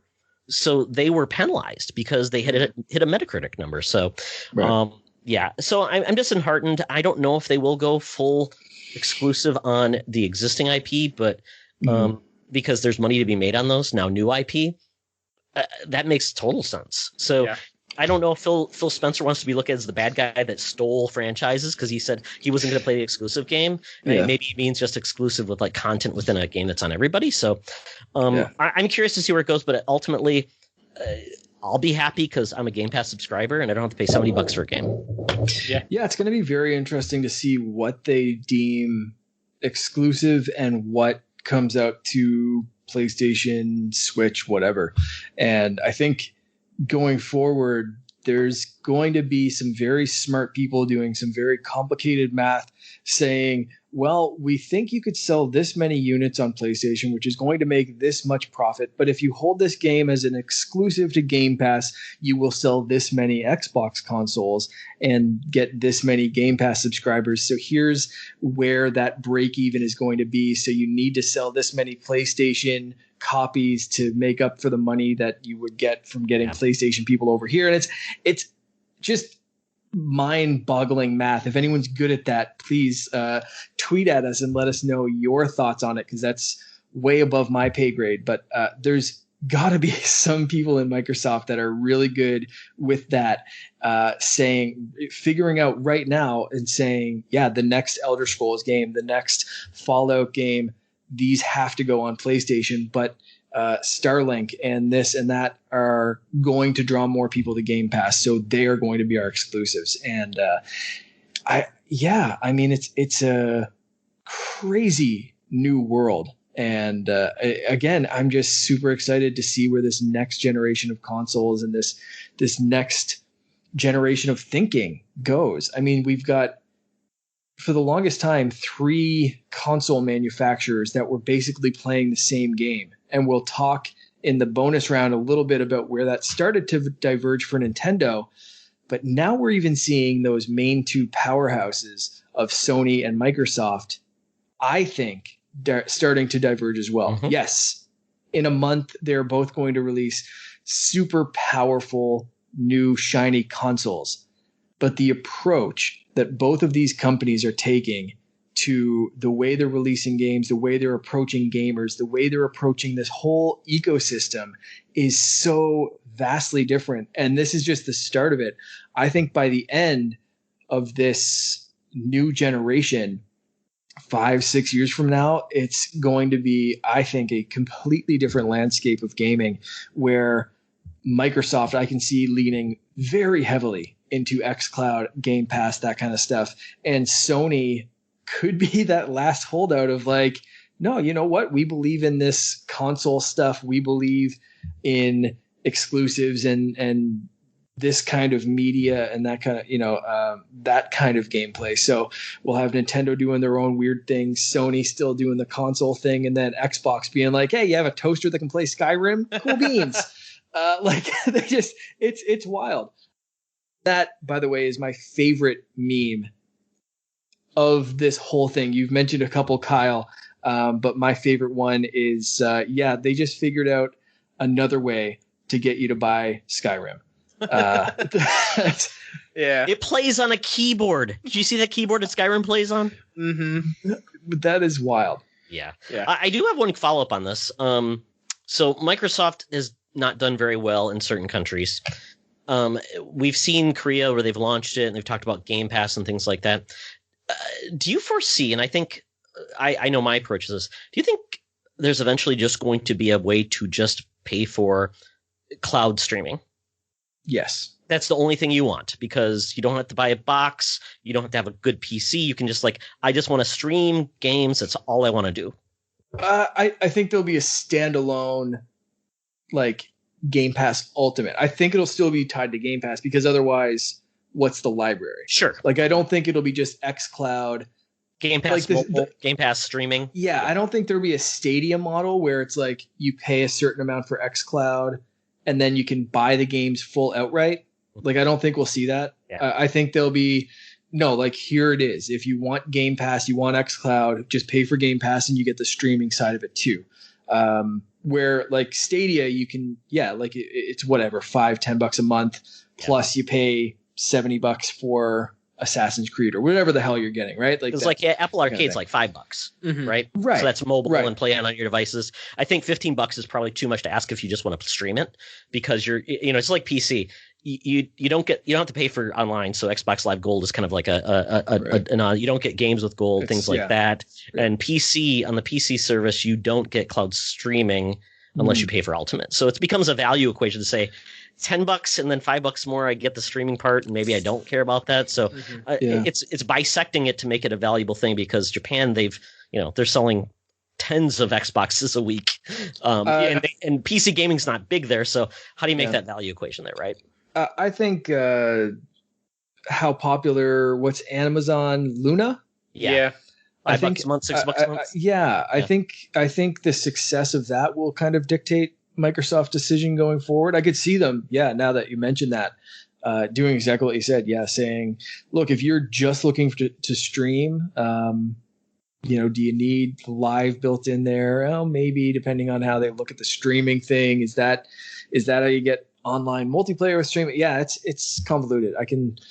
I can see them taking a different pricing But approach Bethesda there. also had their own streaming thing, right? At one E3, they announced they were going to get into the streaming game a couple years ago. Oh, Could be. I know Yeah. Ubisoft does. Yeah. So I think maybe they might team up that way and make xCloud even more robust, even more than it already is, and kind of go into that model of like, yeah, just all you need is a device and just pay for Game Pass streaming or whatever it would be called.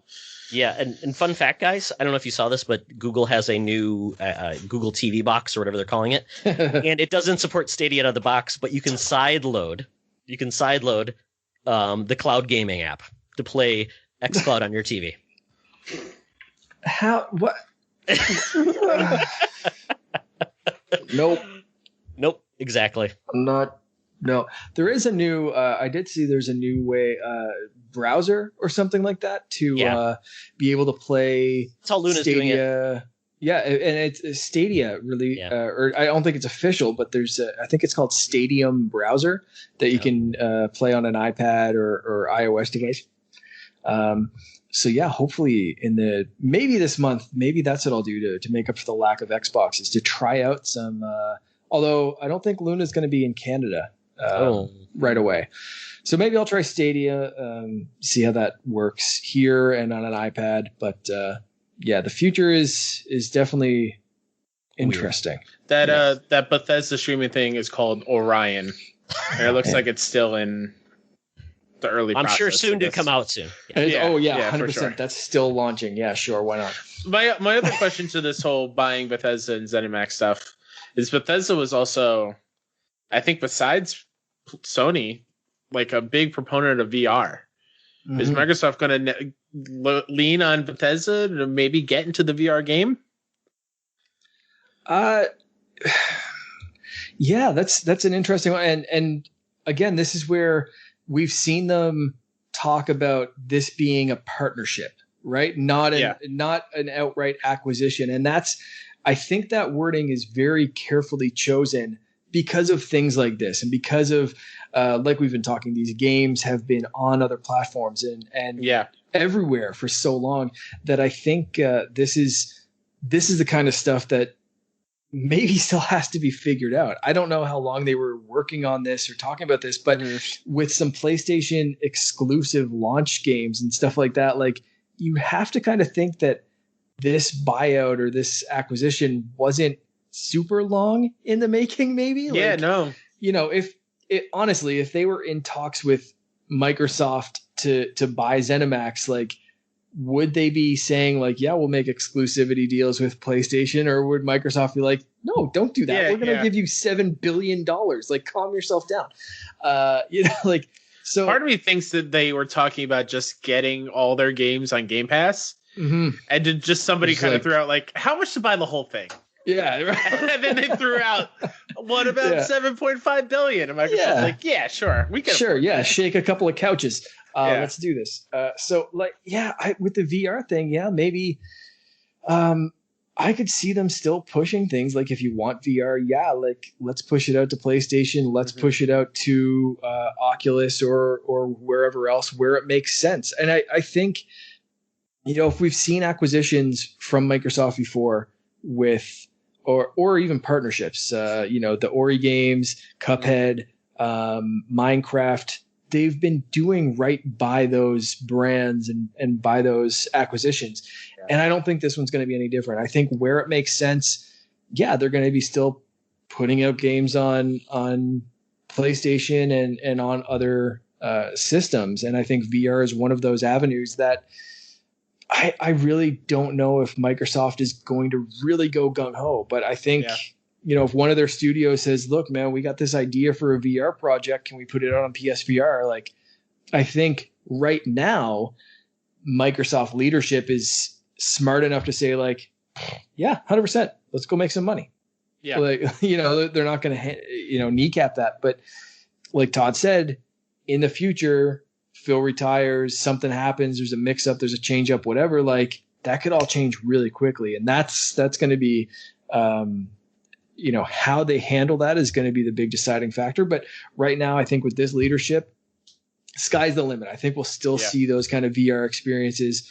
I don't think it's going to make Microsoft change their plans with VR. I don't think we'll suddenly see HoloLens come back as a Xbox Series X platform or something like that. But I think they'll be smart enough to keep going that way. Yeah, just imagine the whole tagline of "You are Master Chief," and like you put on a helmet, and it's like a VR Halo game. Yeah. I'd love that. Yeah, and I was thinking about this. There was a tweet from John Carmack. He was a founder of id. Things went south with that, with him and ZeniMax. They sued ZeniMax when he went to Oculus to work on that system. So he tweeted back about, "Hey guys, I'd really like to look at my old franchises again." Yeah. So that could be cool. I mean, that would be neat because he's a genius. Imagine some E3 if it happens again in any kind of capacity. Imagine next year E3 they go back up, whether it's virtual or not, and say, "Okay, I think you guys are really going to like this next bit."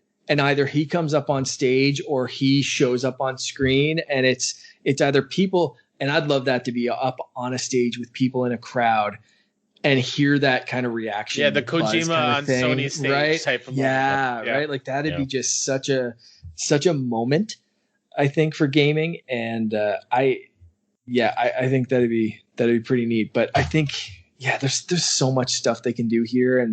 And Todd, like you said, I think there's a possibility for these studios to shine like they haven't under the ZeniMax brand. And it's exciting, man. It is very exciting. Yes, it's going to be cool. I mean, nobody would have guessed this in 2020. It's amazing. It's going to be cool. And Xbox, their potential for games from first party, it's unmeasured at this point. They outnumber Sony Studios. I think it's 13 to 28, 23 now. So it'll be interesting to see what they do. And I hope we get some new IP. I really do. And I hope maybe the folks from the Bethesda teams and those teams maybe get to play with Microsoft's old IP as well.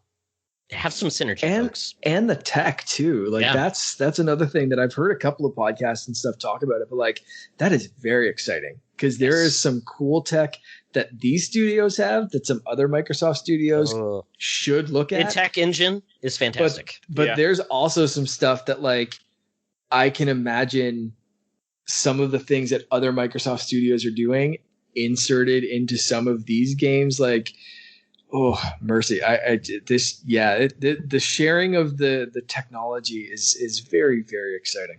I certainly hope somebody's going to help out Bethesda with a new engine. Come on, guys, please. Mercy, have mercy. Oh well, really quickly though, guys, because my friend Sean, he has a son named Henry, and he really likes listening to the podcast. So he had some questions for us, really quickly. Right. What is our thought on the new Smash Brother character that was created or that was announced? Minecraft Steve coming to Minecraft. What do you guys thought? Love it. Yeah, it's great. Love it. I think for a big generation of kids, Minecraft Steve is just as big or bigger than Mario, Sonic, or any of the mascots that we grew up with. So having that representation, and I've been seeing some reaction videos of younger kids online when they see Steve in there and Mario Steve kind of face off in the cave. Like it is just pure adrenaline freak out. Similar to, I remember the first, was it Smash Brothers Melee or Brawl when Snake came in?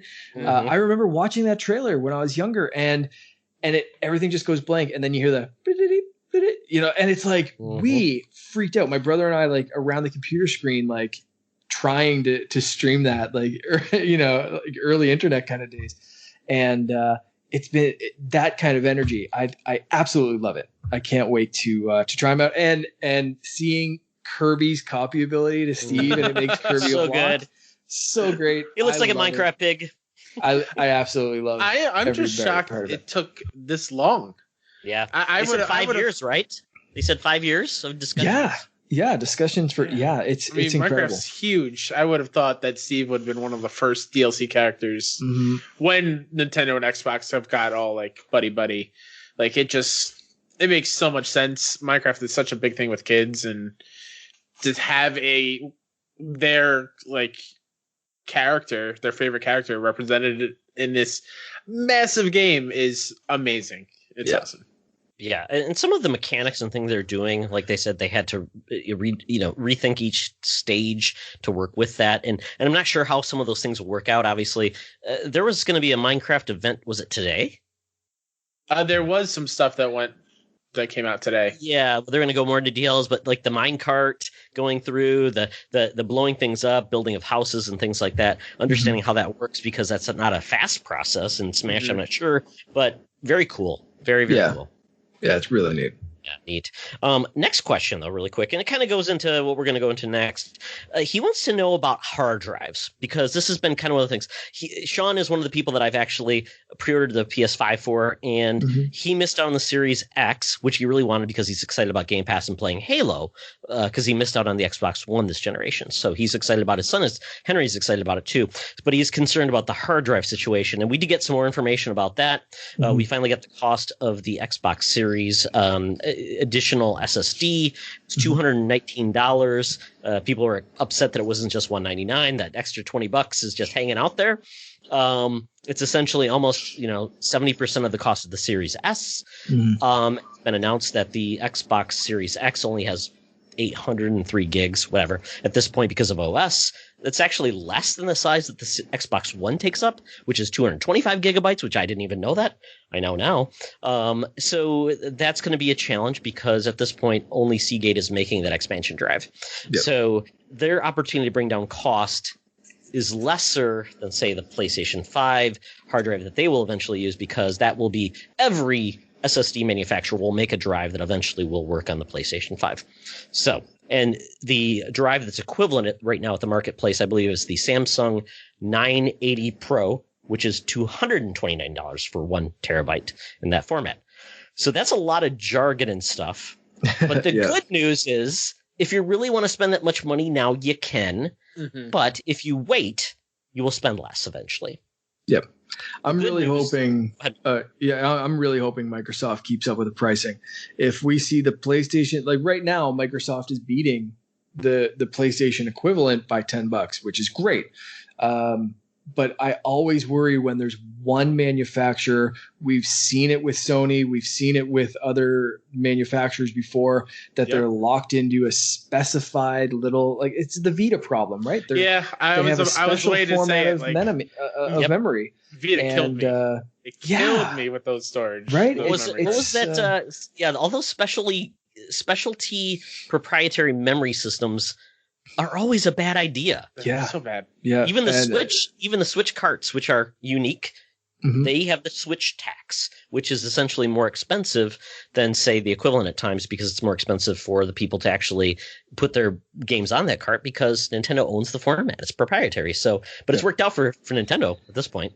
And Microsoft's been a little weird with the messaging on this particular thing. They've, anytime they're questioned on it, it's they kind of come back with, well, we've partnered with Seagate for now. But I do like the for now bit, because it does mean that, maybe this is almost a launch exclusive, right? Like it's a Xbox launch exclusive, Seagate partnership, right? It's so maybe down the line, as the PlayStation drives drop, and as because generic drive prices drop, that's what happens. But proprietary ones don't. So hopefully it will open up. Hopefully they'll keep up with the pricing. Otherwise, man, 2 years from now, when you can get a PlayStation drive for $150 or whatever, and if Microsoft is still trying to sell this expansion drive at the 220 or whatever it is, like, they are going to be in a lot of trouble, unless they're completely moving to cloud gaming and streaming and whatever. But like, I still think if you're comparing apples to apples, they are going to get their arses kicked this generation, because we've never seen a proprietary memory system that has actually helped a console succeed. So I'm going to lay this out for you, gentlemen. So I did a little math in my back pocket. Assuming the Series S also has the same OS size, which You gotta assume it does. It's like I'm assuming the OS and the Xbox One S is the same as the X because it's essentially doing the same thing. It's not like high res access. I don't think the Xbox One Series X has 4K dashboard versus 1440p. I don't know. Could be wrong. But assuming that this means that Series S potentially only has 300 gigabytes of space, and that's an ouchie.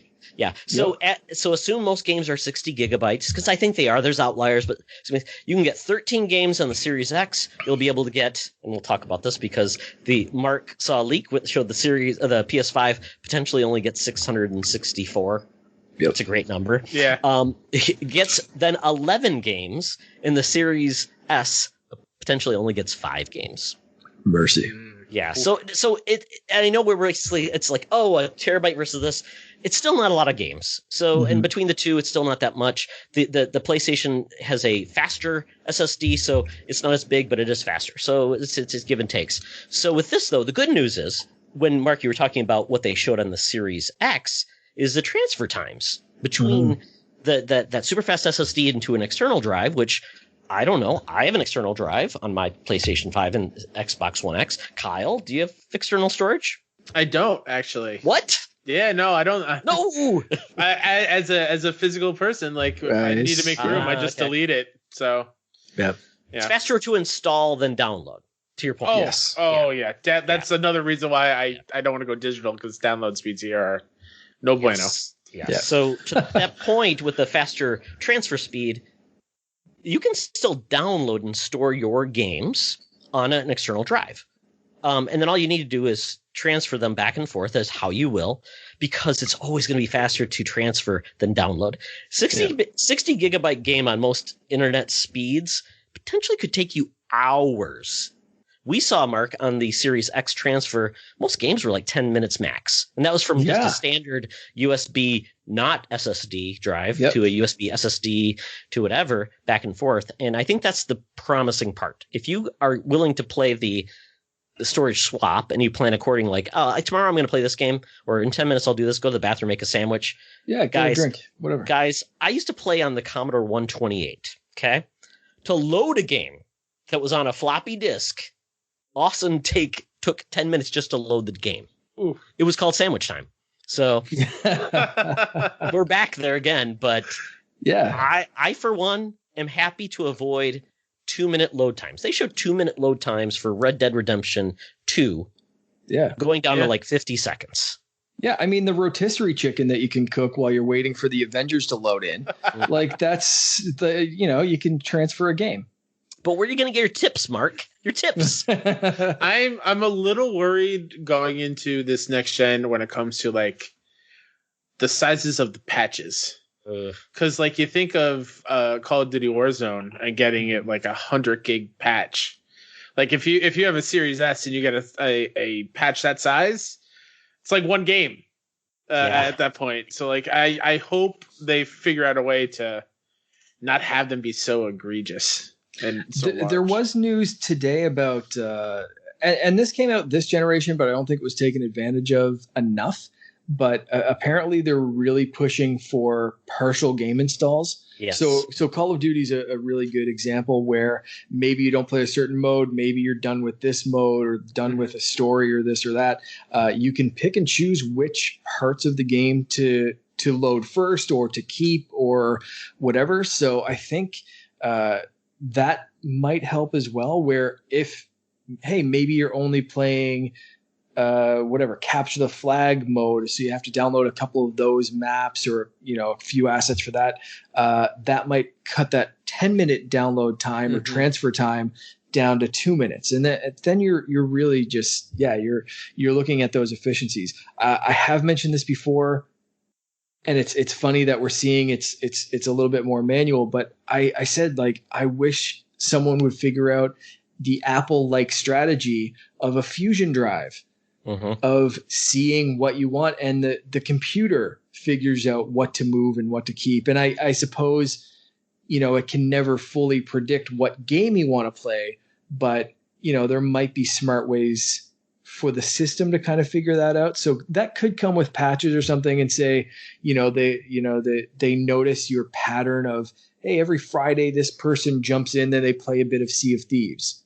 but Monday to Thursday or whatever, we can offload that to the external hard drive and load up Forza instead because, Tuesday's Forza night or whatever, I wonder if eventually the systems will be able to determine that and kind of take care of that in the background for us if we do have that external hard drive. Like, you hook up a 4 terabyte hard drive and it's doing the busy work for you. Or is this, like you said, sandwich time? So it's going to be interesting to see if the power of these new consoles can be applied rather than just the games. Can this power be applied to AI within the system and within the dashboards of these operating systems?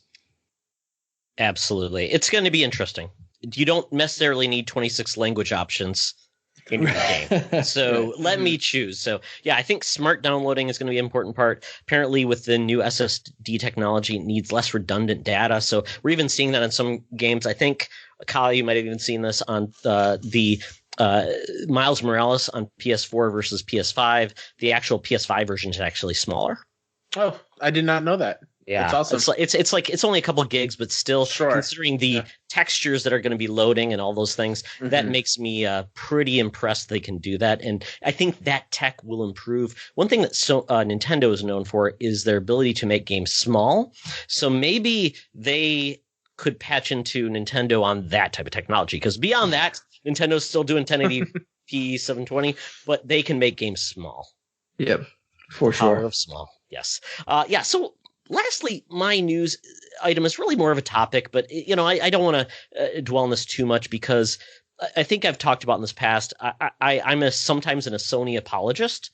I recognize that because while I love their games, and I feel the same with Nintendo, I love their games, but what they do as a company sometimes befuddles me because it just seems like, why are you guys putting all these rakes to step on? Like that famous Simpsons episode. Come on. At this point, Sony has had some momentum, and they continue to always lose it. They get momentum, people excited, blah, blah, blah, and then bad news happens. Jim Ryan talks, nobody wants to listen. He says stupid things, and it's just, get 2 jobs. No, he hasn't gone that far, but talks about lowered power systems. I'm like, oh, Jim, what are you talking about? Yeah. Out of context. So leaving console generations. And then saying, yep. So, I mean, I get why Sony is doing a lot of things they're doing. Makes sense monetarily. It's actually better for the consumer, as we talked about this, because more people can play those games. Yep. But it just, leaves you cold when it's like your vision is constrained, kind of similar to the Xbox One, always on, the Kinect, all those things, and then, we're going to pivot. So you want people that stick with their vision, even though it's bad. Like kind of like Xbox went with Ethernet versus dial-up. Apple took out floppy drives. You kind of want people to do it because you're going to get people through that pain. So at this point, Sony, we've not really heard from Sony since that awesome event in September. Kyle, when was that? Oh, God. Days mixed together. It seems like yesterday. I think it was like either first or second week of September, I feel like. It's been too long. Yeah, it's true. That is true. But yeah, this time, like to Mark talk about, people are getting Xbox Series X systems. They're getting to show people. They're like, look what we got. And we got what at this point we've got what Travis Scott showing a DualSense on his lap. And he's selling McDonald's Happy Meals or whatever. We've got leaks from like Russian agents, apparently, that are showing weird DualSenses that don't even look like the same thing. And Mark's like, hey, Todd, did you see this? And I'm like, oh, Sony, do something. And apparently in Japan on YouTube, they're going to show us these systems. I just don't know what they're doing at this point. It's really frustrating because there's so much we don't know. We don't know what the new PlayStation interface looks like. Xbox has already shown us what theirs looks like. We don't know how fast these things boot. We don't know what the benefit is. We don't know how your backwards compatible game, one of maybe thousands, will work. So as a PlayStation gamer, if somebody mentions this, it's like being on kickstarting something. We're kickstarting the PlayStation 5. I never thought about it that way. Yeah. Yeah. I'm stealing that from PlayStation Beyond, by the way. Okay. Sorry. But they mentioned, I'm like, that's absolutely true. You get like little glimmers of hope and pieces, and it's frustrating. So we talked about this, but in this instance, if you could choose someone to be the new face and voice of Sony, because it's Jim Ryan currently, Mm-hmm. Who would you recommend? Could be an animated character.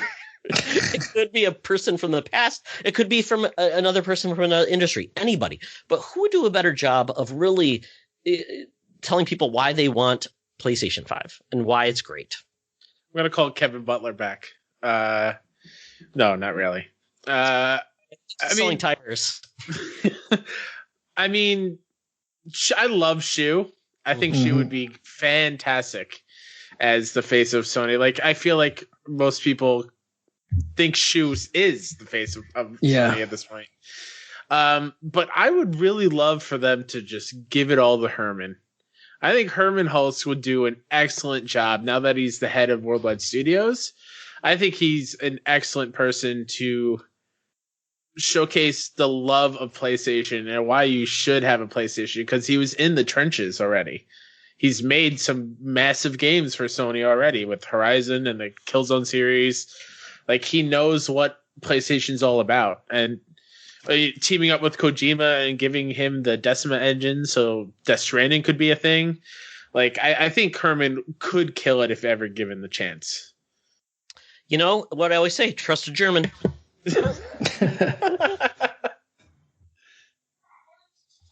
Yeah, and I think to your point, he has taken a studio and apparently was able to talk Sony and saying, I want to stop making Killzone and I want to make this open world game that we've never done before with a female protagonist. And we should do that. Yeah. And that's amazing to be able to have that type of influence. And to your point, he has been open about sharing with others. And I think he's essentially gained some appeal to gamers. So I think that's a great pick. Now, like I said, he's not going to lead Sony, but he's the head of basically their studios at this point. So he can speak for Sony and kind of, I guess, hopefully filter Jim Ryan. So I like that pick, Kyle. Yeah. So Mark, what about you?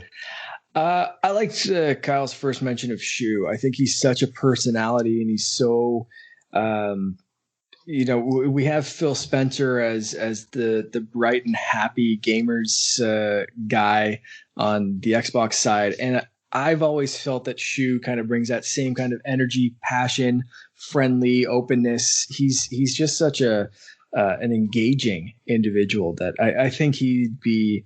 And Kyle already said a lot of people just kind of associate him with PlayStation, whether they think he's the leader or they associate him with the brand. I think leaning into that a little bit makes a lot of sense. Yeah. I agree. I think Shu also, and it's funny because I was listening to a podcast and somebody didn't realize Sony was a Japanese company. And there is some loyalty to Sony as a very Japanese company. A lot of people have forgotten that. And I think it shows their roots and where they lie and some of their cultural impact to their technology, and also marrying that. And he's been with the studio a long time and Sony a long time. And I think that's a good pick on both ends. So, and Shu's current role, he is the head of kind of like indie. He's indies. Yeah. Yeah. So I'd perfectly be fine if I never saw Jim Ryan and I just saw those two. Yeah. It's weird to think, was it last Game Awards?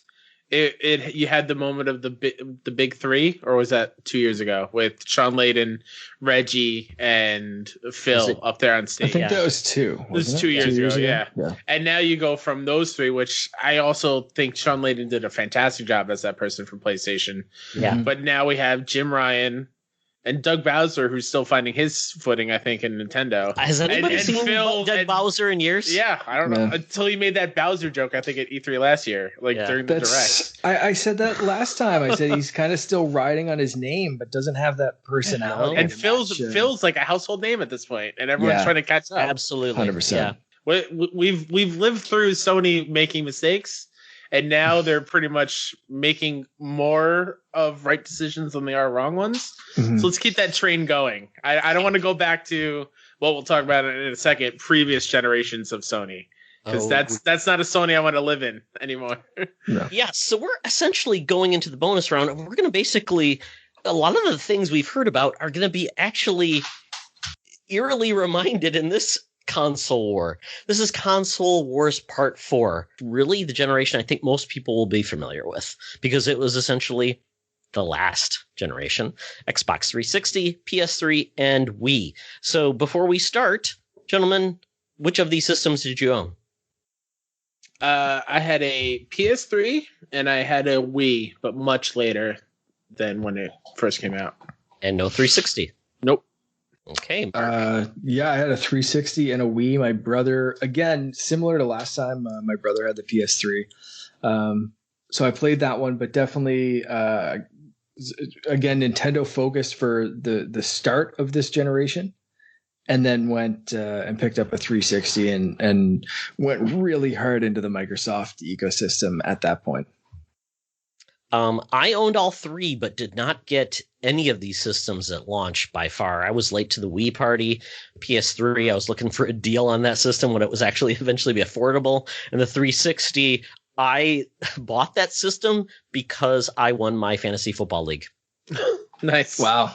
So there you go. Yeah, it was a good time. So I will go through this really quickly. Xbox 360 launched on November 22nd, 2005. You could have bought the core system with no hard drive, taking memory cards, gentlemen. Oh my God. $299. You could get the premium model, which was $399, and came with a 20 gigabyte detachable weirdo hard drive, proprietary. So once again, proprietary hard drive. Back when 20 gigs was a big deal. Yeah, but no Wi-Fi. No Wi-Fi in the system. You actually had to buy an adapter to get Wi-Fi on your system.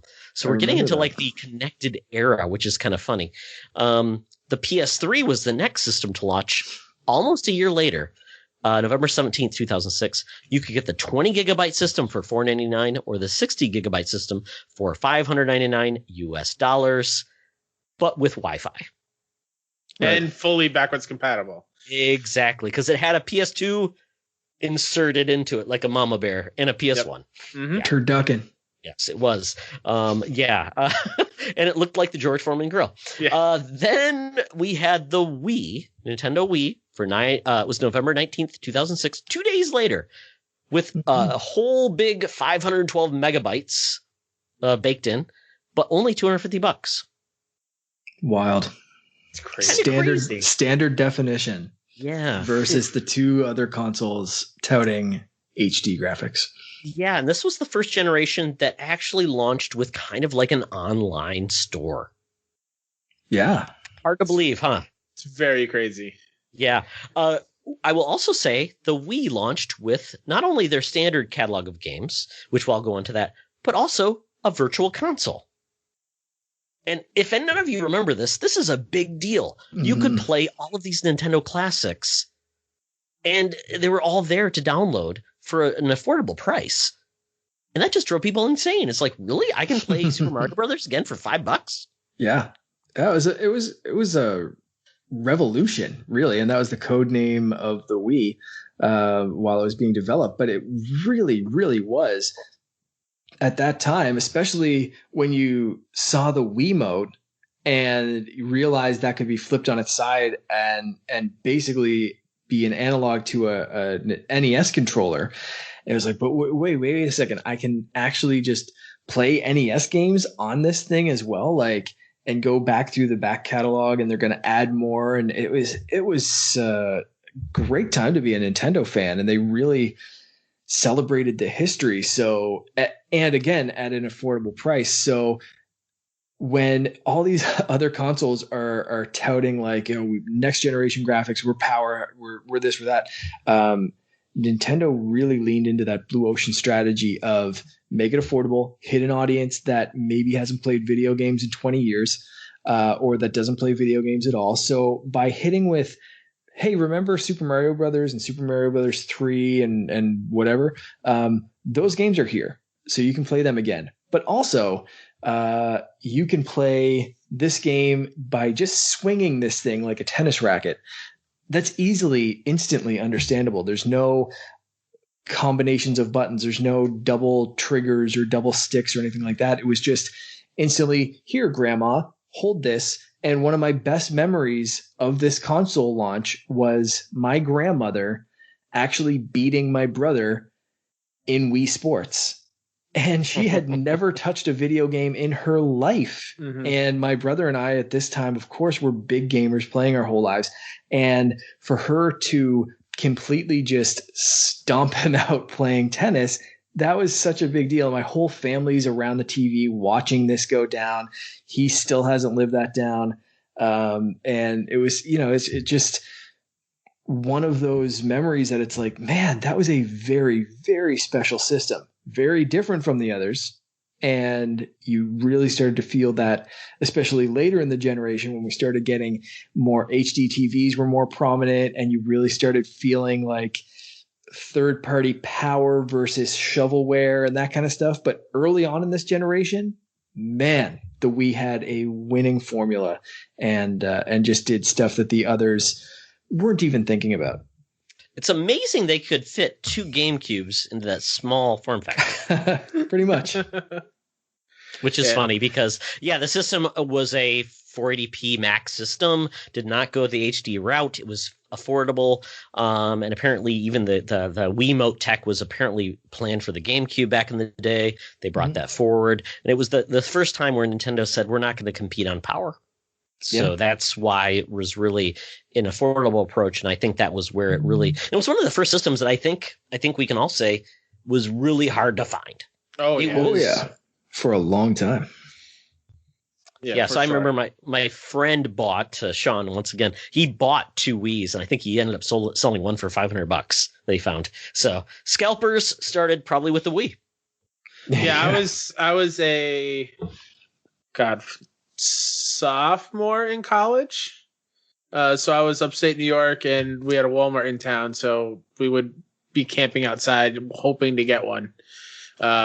And luckily my friend got one, so we were able to play the Wii early on. And just shout out for Nintendo for putting a full-fledged game in the box. Yes, last system to do that. Wii Sports alone is worth that system. Like, that is one that I have the one upstairs, and my nieces now play that game. That game is ageless. It's going to be going on forever. Like, such a smart move. It's a system seller that sold a system. Yeah, absolutely. Yeah. That's why I'm super excited to play Astro's Playroom on PS5. That's one of the first things I'm excited. Yeah, absolutely baked in. Yeah, so I'm going to go through the launch lineups for these systems really quick. So for the Xbox 360, which is funny because it launched and it was going full HD. The first system to do full HD, 720p, most likely. Sometimes 900, maybe 1080p, because at this point, like, TVs didn't always have HDMI. They maybe had composite to get HD. So weird. It was such a weird era. I had the first HD TV that I had during this generation, and when I first got my 360, I ran a standard CRT. But the first HD TV I had was only 720. Like, it couldn't even do 1080. Yep. So we're talking that generation of, like, 720 is good enough. Yes. Yeah, and even the Xbox 360, I don't think it had an HDMI. The launch didn't have HDMI built in. Had a dongle that you put into it that would then eventually allow you to plug an HDMI into it. It used composite or whatever that component. So it's like 5 cords to get. It was so weird because I had a Sony projection screen 52-inch TV that was huge, but that's the only way I could get HD on it. So it was a weird era for HD, but it was really cool when you saw it because it was a huge jump. I would say it's the last jump we had visually that really made an impact, I would say. Mm-hmm.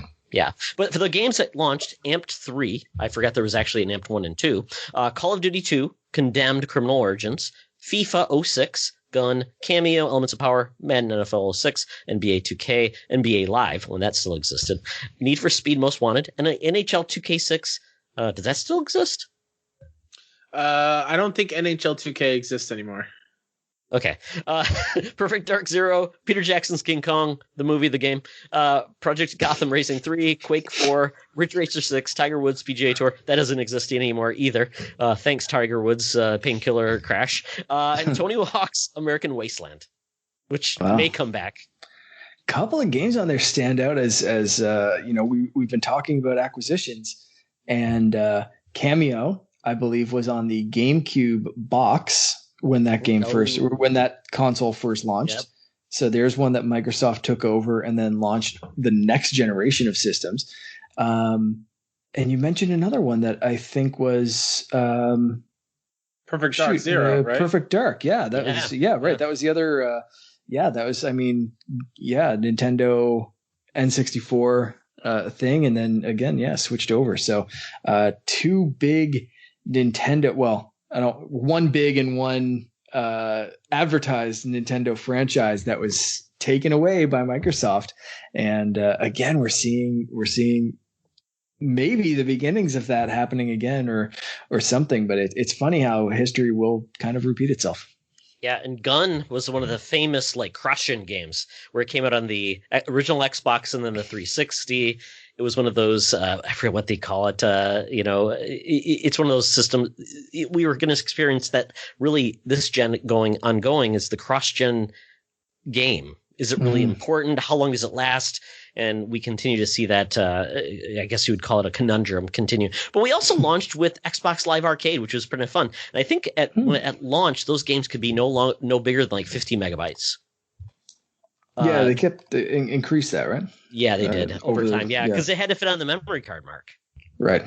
Yeah. So Geometry Wars, Mutant Storm Reloaded, Joust, Gauntlet, Hexic HD, which was installed in the system. So that's your system seller right there. There you go. There it is. Bejeweled 2, Bankshot Billiards, Outpost Kaloki, Hardwood Backgammon, and Hardwood Hearts. Man, some winners there. Geometry Wars still holds up. Oh, yeah. Still I think Activision owns that. And I think it was by the team that made Midnight Racing, I think. Oh, wow. Yeah. I know the team that made Geometry Wars 3 is the team behind the Destruction All-Stars game on PS5. Wow. Yeah, Lucid They Games. went from pixels, voxels, or whatever Mm-hmm. Yeah, it's a little detailed. The PlayStation 3 launched with Blazing Angels Squadron of World War II. Don't know if it still exists. Call of Duty 3, Genji Days of the Blade, famous for those historic crabs. Madden NFL 07, Marvel Ultimate Alliance, great game. Mobile Suit Gundam Crossfire, NBA 2K7, NHL 2K7, Resistance Fall of Man, Ridge Racer 7, Tiger Woods, Ridge Racer, Tiger Woods PGA Tour 7, Tony Hawk Project 8, and Untold Legends Dark Kingdom. I love how, even though they're a year apart, they each had a Tony Hawk game, and it's a different Tony Hawk game. Crazy. Yeah. And we talked last time about how that franchise got killed. Exhibit A. Yeah. And apparently the PlayStation launched in Europe almost 6 months later, and their launch list was far bigger. But the PlayStation Network also launched. They launched with Blast Factor and Cash Gun Chaos. Man, I love those series. They still exist today and just warm my heart. I haven't played either of them, actually. No. I don't either. Fantavision? They couldn't get a Fantavision Part 2? Come on. Oh, well. Then Wii. That launched with Avatar: The Last Airbender. I think that was the easy, 1,000 achievement points on 360. That's what it's phenomenous for. Call of Duty 3, Cars, Dragon Ball Z, Budokai Tenkaichi 2, Excite Truck, Grim Adventures of Billy and Mandy, GT Pro Series, Happy Feet, Legend of Zelda, Twilight Princess. That was also on the GameCube. Madden NFL 07, Marvel Ultimate Alliance, Monster 4x4 World Circuit. Oh my God, there's so many games. Need for Speed Carbon, Rampage, Total Destruction, Rayman Raving Rabbids, Red Steel, SpongeBob SquarePants, Creature from the Krusty Krab, Super Monkey Ball, Banana Blitz, Tony Hawk's Downhill Jam, Trauma Center, Second Opinion, and Wii Sports. The funny part here is there are some Wii-specific games only on Wii. Red Steel, the Tony Hawk game. You go back here and you're like, man, they actually had some third-party games launching specifically for their system, which is kind of cool. I had no idea that each one of these consoles in this generation launched with a different Tony Hawk game. Until right this second. Yeah, that's really interesting. I also love how Todd completely crushed pronouncing some of the super Japanesey titles, but messed up SpongeBob SquarePants. Yeah. So I'm an international man of mystery, Mark. Fantastic, Todd. I couldn't pronounce some of the things that you just rhymed off there. I would take a day to try to pronounce, but anyway, that's great. Man, what a weird lineup. I skipped the Japanese launch because Right. I don't want to go down there. Yeah. The danger zone.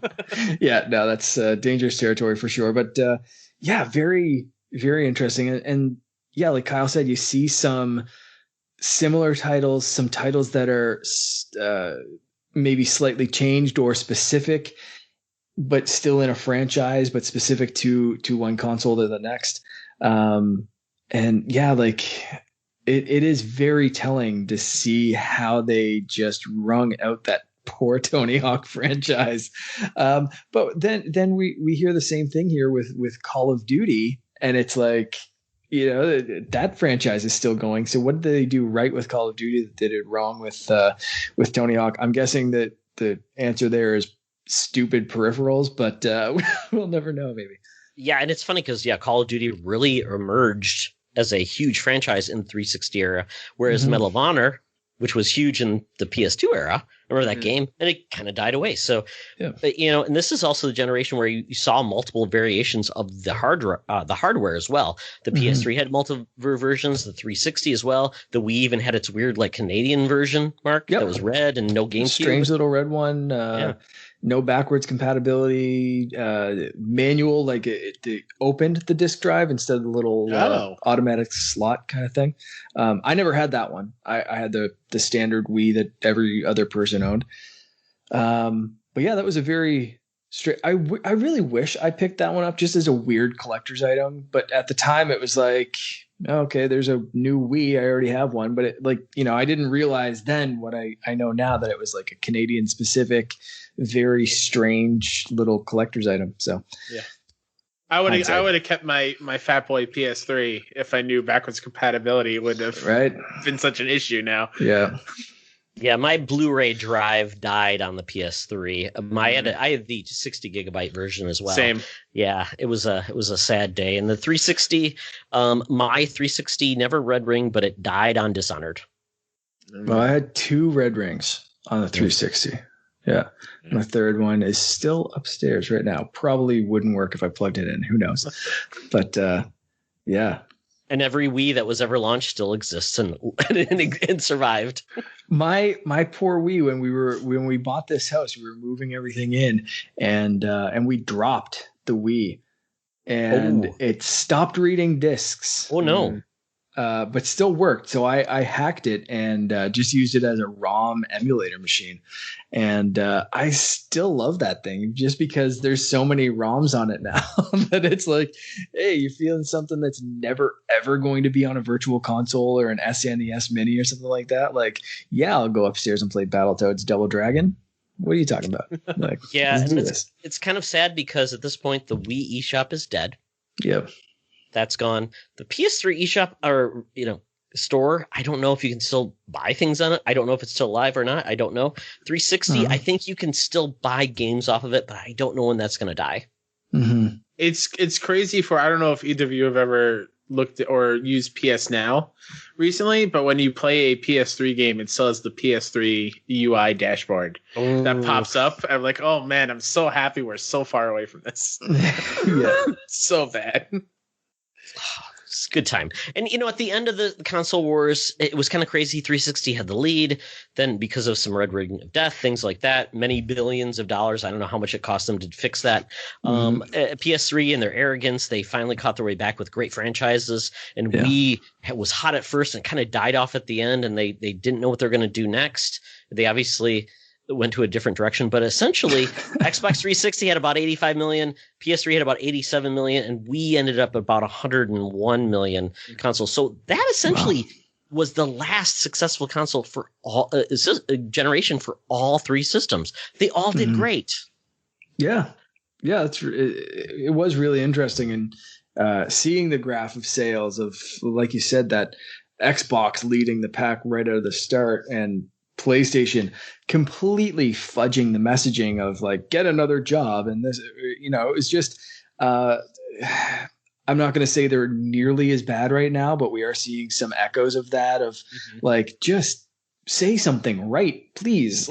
You know, like it's, and I'll never say it's as bad as PS3 or as bad as the Xbox One launch of like TV. What about games? No, screw it. You can watch sports on your stupid, like, yeah, they're not screwing up. Nobody's screwing up that bad this time around, but like it is kind of weird to see PlayStation echoing some of those mistakes of like just being a little bit tone deaf to the audience.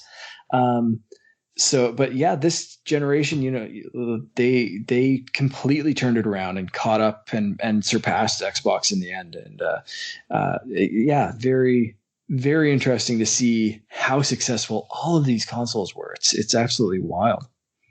Any of these launch games either of you guys want to see be brought back in a new form? I have an easy one because I say it all the time. It's Resistance. Sony, yes, bring it back. That series is one of my favorites, and it was touted as like the Halo killer along with Killzone, which never really happened. But I love the Resistance universe, and Resistance 3 is a phenomenal game. I want more Chimera to shoot at with cool guns. Yeah, that 1 was good, 2 was horrible, 3 was a redemption, so it was great. Mark, what about you? Across all of these, I still don't think Nintendo's released something as broadly accessible as Wii Sports. They tried to kind of capture that same lightning in the bottle with the Wii U, and we all know how that worked out. But even 1-2 Switch, like that should have been 1-2 Switch. That should have been a pack-in, 100%. I'd love to see them try to capture that. I think Xbox could really, I've been waiting for them to do something cool with Perfect Dark or even Cameo. I think that was a kind of a cool concept that suffered a little bit of like I said, that was supposed to be like a GameCube launch window game, or at least, that was on the box of the GameCube that I bought at launch. And, delays and this and that and whatever. And then a launch title for this, and it suffered from some of those launch kind of problems. But a cool concept and a cool art style. So there's a few that we haven't heard from that I'd love to see, but that Wii Sports, like I said, lightning in a bottle. I'd love to see Nintendo recapture some of that. Mm-hmm. I totally agree. And they just call it Mii Sports. They don't have to use Wii. Call it Wii Sports, right? Yeah. Whatever, we're good to go. They tried it on Wii U. It was a weird launch on Wii U. But I would say Resistance as well. Insomniac is part of that PlayStation family now, and I think it could come back in an interesting way. But I do want to say really quickly before we wrap up, it's interesting to see that both Xbox and Nintendo both really had a great console generation. GameCube was like 20 million copies. I think Xbox was 20 million copies at the time, or 20 million consoles, and they just really took it to the house. And Sony went from 150 down to 85. So it's really interesting to see where everybody has gone. So this is great. But you know what? We've got one more console war to go into, Mark, in the next episode. Yes. But we will get to that with the next episode. With Kyle, before we leave, thank you for being on. This was awesome. We went longer as always. Marketing, I keep saying we're going to make this shorter. We constantly fail, but it's because we love talking to our guests, and our guests are awesome, and you have been awesome. So please tell people where they can find you. Yeah, thanks once again for having me. You can find me on Twitter at Mr. Kstep. Also is my PSN ID, so throw me a friend request there as well. You can follow the Trophy Room, which is a weekly PlayStation podcast with Mr. Badbit Joe, who's been a guest on the show, I believe, before. That is at PS Trophy Room on Twitter and wherever you listen to podcast services.